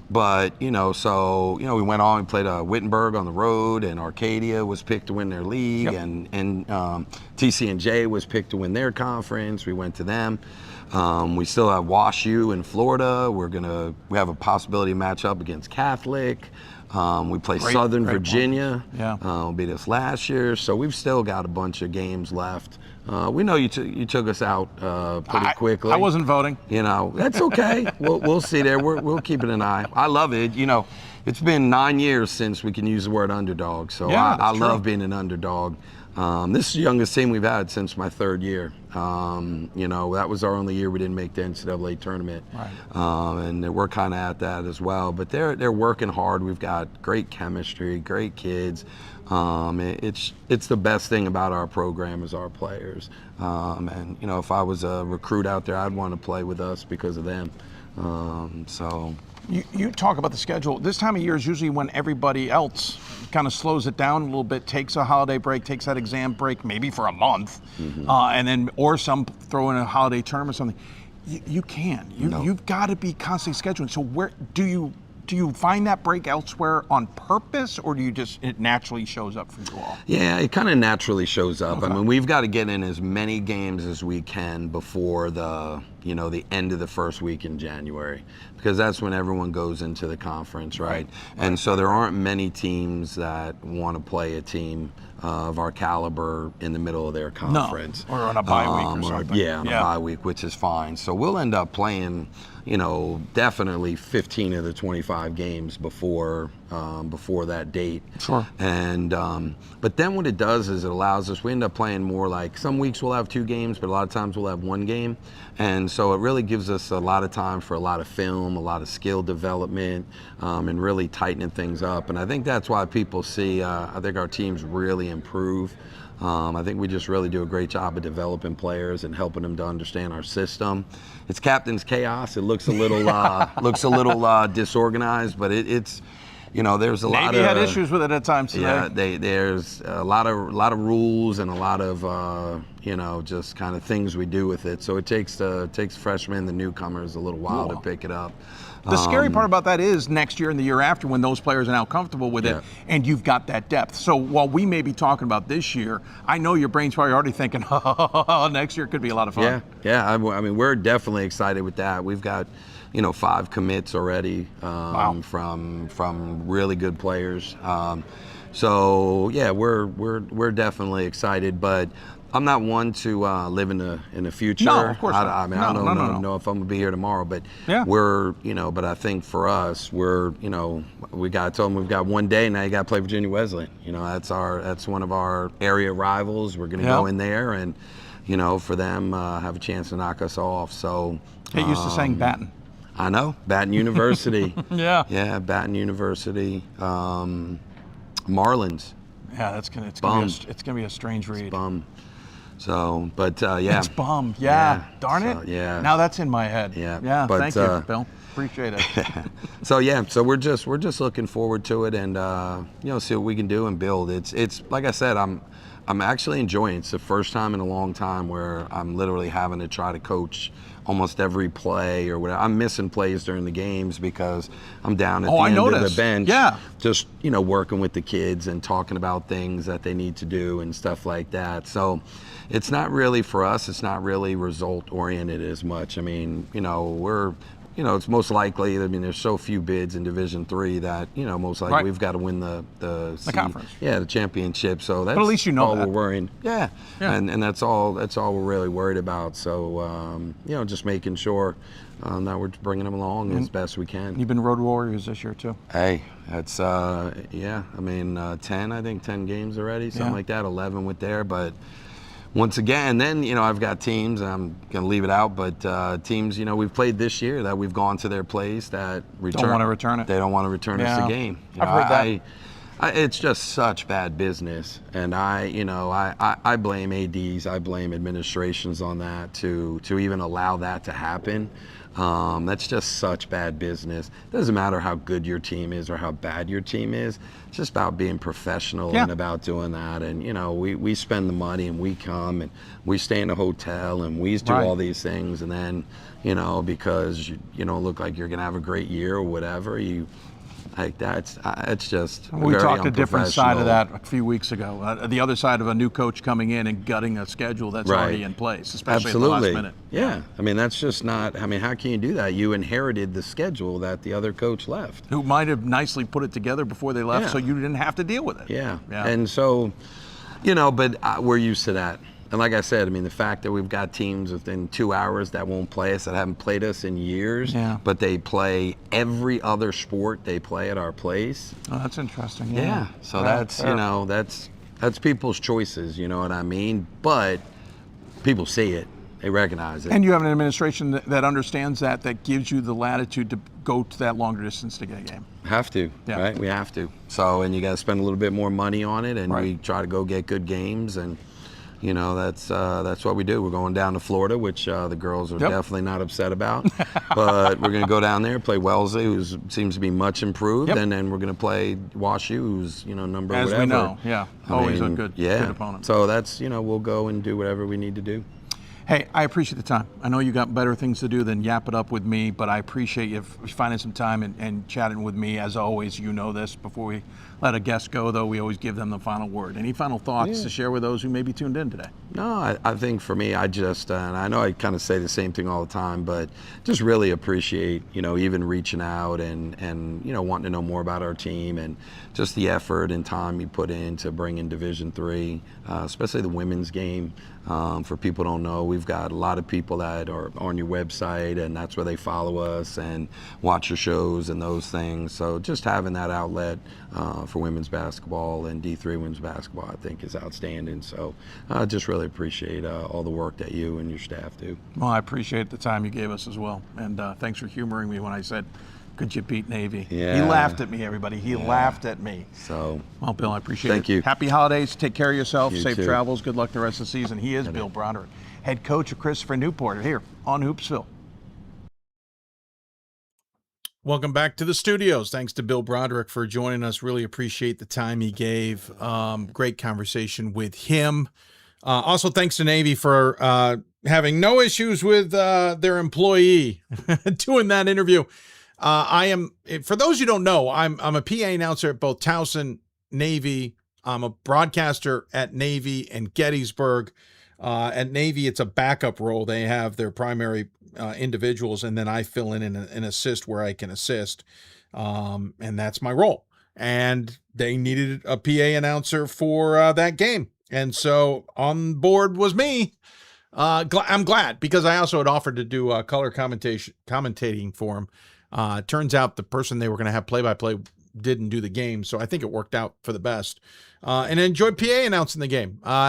Sorry to some of the families. I accidentally said Robinson when I meant Richardson. I'd written down the name on my sheets wrong, and it was something else I screwed up. But great to see some people I've interacted with. Chip Snively, great to see him, and some others. I think that's going to be a pretty good Christopher Newport squad in the long run. Definitely next year, but even by the end of this year, they could be a serious contender. By the way, my hair is just a mess today. For those of you watching, I apologize for the look like I got electrocuted, or at least zapped with some electrical power. While the interview was running, I worked on my top 25 ballots, so got that taken care of. Which reminds us, we'll talk about what's coming up next when we come back. You're listening to Hoopsville, presented by D3 Hoops from the WBCA studios. We'll put a bow on the show when we come back, and we will remind you about what's coming up tonight. We've got more schools than Division I, more fans than Division II, and more upsets than March Madness. There's nearly 850 programs with over 11,000 games leading to 2 national championships. And we've been covering it all for over 2 decades. From Eastern to Occidental, from Puget Sound to Piedmont, from Southwestern to the University of New England, and from Hope to Calvin. Nobody covers Division III basketball like we do. We're d3hoops.com at www.d3hoops.com.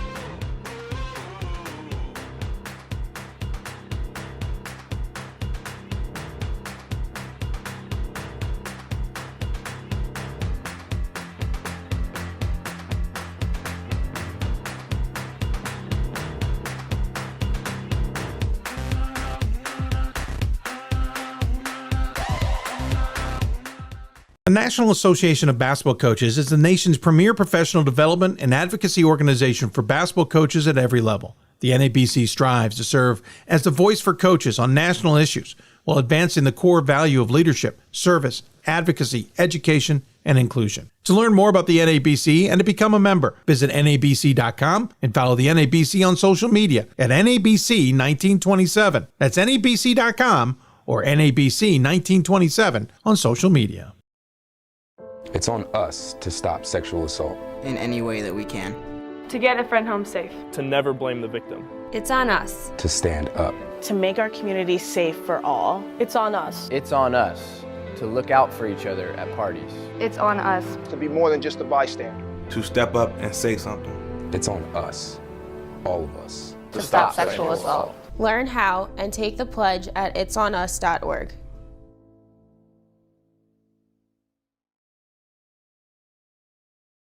If I lose, I'll respond with respect. If I win, I'll back it up with humility. If I fail, I'll rise up with honor. It's tough for us to put it all on the line. Don't undo my hard work with poor sportsmanship. Respect. It's the name of the game. Coach of the Year, Administrator of the Year, All-America Team, Wade Trophy. The WBCA doesn't just honor coaches, but players, administrators, and much more. The WBCA strives to honor those who have contributed to the advancement of women's basketball. Celebrate the present, honor the past, look to the future.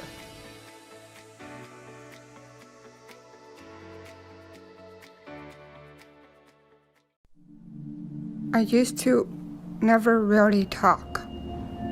Ever. I was afraid if I said something wrong, everyone would laugh at me. But then I started to play golf with Special Olympics. It helped me to find my voice. And now everyone else is speechless. We've got more schools than Division I, more fans than Division II, and more upsets than... We'll work on that ad. For some reason, it runs over. That's why we're a little late coming back. I'm Dave McHugh. Welcome back to the show as we put a button on it today. First and foremost, thanks to our guests at Bates, Christopher Newport, WashU, and Randolph-Macon. In reverse order, Josh Merkel, Pat Juckem, Bill Broderick, and then Adrienne Shibles and Elsa Daulerio. Appreciate their sports information departments as well for their assistance. Great conversations today. Really appreciate it. All right, let's talk quickly first about tonight. Top 25 show. We'll have Riley Zayas and Ryan Scott join us. Riley Zayas and Ryan Scott join us. I'll play kind of the other guy, as it were, tonight. Top 25s will be out later this evening. I don't expect a ton of movement on a lot of them, mainly because I don't think we're going to see it. There's just not a lot of game action, which is also one of the reasons this is the last top 25 we'll see for this side of the holidays. Anyway, we'll break it down. To get it, you must be a member. To get it live, you must be a member of Hoopsville through Buy Me a Coffee, which is appropriate most times, though. I have water with me today. I love a good cup of coffee, as it were. So you can donate to our show and support us on a monthly basis by becoming a member. You can also just give us support, though that doesn't technically come with the perk. To do so, you'll go to the website at buymeacoffee.com, which is here. and you'll scroll down to the right-hand side. So the first section here is buy a coffee. Then you get the coffees there.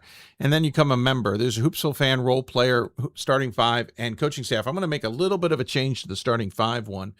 But for $15 a month at role player, you get access to the top 25 double take show and my ballot, which is pretty important. And so you can watch the show live tonight and then gain access to the archives for a little bit of time. A couple weeks ago, we waited a week until we released the archive. Last show, we waited almost a week. We released it ahead of the weekend. We'll see when we release it this time. But those of you who have access get to see it live. You can also ask us questions as a result live. We'll have our dubious or deep dive and our debatable picks for tonight. Dubious is a team we think maybe is flying too high to the sun, as it were. Deep dive's a team that maybe is way off everybody's radar. And a debatable is like, hey, I got questions. What do you think about this team? And it just throws it out there. So that's coming up tonight, 8:30 Eastern time. 8:30 p.m. Eastern time, we'll have that show. And then our final show before the holidays is now up in the air. I'm fairly confident saying we will not be on the air Thursday at noon. I've got this major project that you'll learn about later that is due on the same day. I got to be completely focused on that. I'm not even sure I'm going to have time to focus on even prepping for Hoopsville. I can't imagine I got to do it in the middle of that. So we're going to skip Hoopsville Thursday. It's either going to be Friday then, or we're going to go to next Monday. There are pros and cons to both of those options. There's a part of it that I just want to enjoy the weekend. I do have some gigs, and I have a gig Monday evening. So I maybe just do it Friday. There's an outside chance this is going to be the final show of the holidays because there isn't a lot of games taking place. So what I'm going to do is I'm going to spend part of today, maybe tomorrow, looking at guests that we may want to have on, feasibility of having them on. Are they playing? Are they not? Is there a conversation to be had? Are there other games that are taking place? Yes, there are games taking place starting next week, for example, around the Christmas holiday. And I know there's a few games later this week. So that's the debate. Is it worth it? I don't like taking 3 weeks between shows because the next show we'll have is January 5th. And that is 3 weeks from now. So I don't love the idea of not having another show for 3 weeks. But it also will give us a chance to work on some other projects. So up in the air. Either Friday at noon or next Monday at noon. Depending on when you catch me, depends on which mode I'm in. Or the very outside chance this is the last show. If this is the last show, I want to wish all of you a happy holidays, and I hope you have an enjoyable one. Maybe catching some basketball games. We'll be heading to Las Vegas for the 15th annual D3Hoops.com Classic. More information on D3 Hoops about that. Looking forward to that. We should have some pretty good games. Redlands is going to be out there again. Among some other good teams. So looking forward to that. And then we'll be back here. And of course, there's always good basketball being had everywhere. I'll be back at Gettysburg calling games in January. And we know there's a bunch of good games in the Centennial Conference I'll get to enjoy there. But I love watching games online. And there's games coming up this week that are going to be worth watching as well. If you got any last second questions, fire them in to the YouTube chat. Or join us at Hoopsville at d3sports.com. You can email us. You can also join us on Twitter if you want to try that route at D3Hoopsville or hashtag Hoopsville. Those are the ways you can get a hold of us. And I'll try and answer some of your last minute questions if you are able to get them to us. Or if you have a comment you want me to react to. That's certainly another option. The top 25, again, I don't expect a ton of shakeup. We just didn't have a lot of games. I just did my ballot. It's probably the easiest one of the season because on my ballot in particular, 5 teams played. That's it. 5 teams, 5 games. So I made one change. So that's the easiest ballot I get to do. Considering last week was 10 times, 100 times harder. And the January 5th one, after all the results from the next 3 weeks, will be difficult. So it's interesting. Top 25 show, top 25 won't be out for 3 weeks. Another reason to maybe just take a pause on Hoopsville. I know some of the other content creators in Division 3 might be putting out content, and I'd love to compete. But my sanity is getting the best of me too. So I'd like to do one more show. We'll see. But there's some other projects we're working on that will take up some of the time and would be a part of Hoopsville. Here's the other deal about buymeacoffee.com/Hoopsville and becoming a member. If you sign up, you'll be, and this is where we're going to make the change to a different level. The Off Court podcast is coming. I know I said I would launch it in December. We're a little late in launching it, but it is coming. It's an in-depth conversation with guests who are either in Division III, alums of Division III, coach in Division III, administrators, some kind of connection, some kind of topic related to Division III basketball. That is coming up. And so join. The trick with that is most of those interviews are only going to be available for those who signed up for them. If we release them, it won't be for a significant period of time. Not a few days, not a week. Could be several weeks, a month, maybe 2 before we actually release those interviews. So if you want to listen to them, you're going to have to sign up for some membership. Help us, and then we'll be able to do more as a broadcasting crew. With that, I don't see any of the questions, so I think we'll sign off. I appreciate everybody tuning in and joining us. It was another great show. As we said, Josh Merkel at Randolph-Macon, Bill Broderick at Christopher Newport, and again, tip of the hat to those of you at Navy who let us. By the way, let us keep the lights on too at Alumni Hall, so we didn't have a yellowish look to the interview. We had the nice big game lights on still. Bates, Aaron, thank you for all of your help to help get Adrienne Shibles and Elsa Daulerio on the show, but with all your notes. And WashU, thank you, Pat Juckem, for being on the show as well. And with that, we'll sign off. So again, stick with us on social media at D3Hoopsville and hashtag Hoopsville on Twitter, Instagram, and Threads, Facebook.com/Hoopsville or Hoopsville at D3Sports.com. We will send out a note on what we are doing. I'm just going to have to really sit down for the next 24 hours and figure it out. I'm also hoping, I'm going to see if there's some development in some other areas because there's some things I want to do potentially somewhere else. There will be more content for us before the holiday break, but we'll get back to you. By the way, congratulations to the on the football side. We have our 4 semifinalists: North Central, Johns Hopkins, River Falls, and John Carroll. Was it John Carroll at North Central and Hopkins at River Falls for the semifinals for a chance to go to Canton, Ohio for the Stag Bowl, which of course is in January. Upcoming Gagliardi Trophy semifinalists. The finalists will be announced later this week. Pat Coleman and Greg Thomas will have that for you. So there's a lot going on at D3 football on our colleagues there, and I just wanted to give them a shout out. In the meantime, Gordon Mann, Ryan Scott, Pat Coleman, and the yeoman's work they're doing behind the scenes at D3Hoops.com. You know, Bill Broderick says something kind about me and my staff. I'm part of the staff of Pat Coleman and crew in this crazy D3 sports world. And I'm just proud to be part of it and proud to keep this Hoopsville show rolling in our 23rd season. And with that, we'll sign off. Again, if we aren't on the air between now and the new year and the holidays, have a wonderful holiday. If we are, we'll just say it again. And help us if you can. If you got some spare cash laying around and don't mind donating to the cause and helping us continue our efforts, we appreciate it as well. And with that, we sign off. You've been listening to Hoopsville, presented by D3Hoops.com and our friends at the Women's Basketball Coaches Association. Thank you to all their support. Thank you all of you who've been members and become members of Hoopsville at buymeacoffee.com, including Matt and Wallace and Pat and Dave and Dennis and Eric and Ron. Thank you also to others who have become supporters of ours, including Chris and Mike and Ann and others that I don't know who you are because the email address doesn't tell me, but I appreciate all the support that you've given us. And with that, we sign off. You've been listening to Hoopsville. If you want to talk Division III basketball, you've got to watch Hoopsville. Thanks for tuning in, everybody. Take care. Have a wonderful holiday if we don't see you between now and then.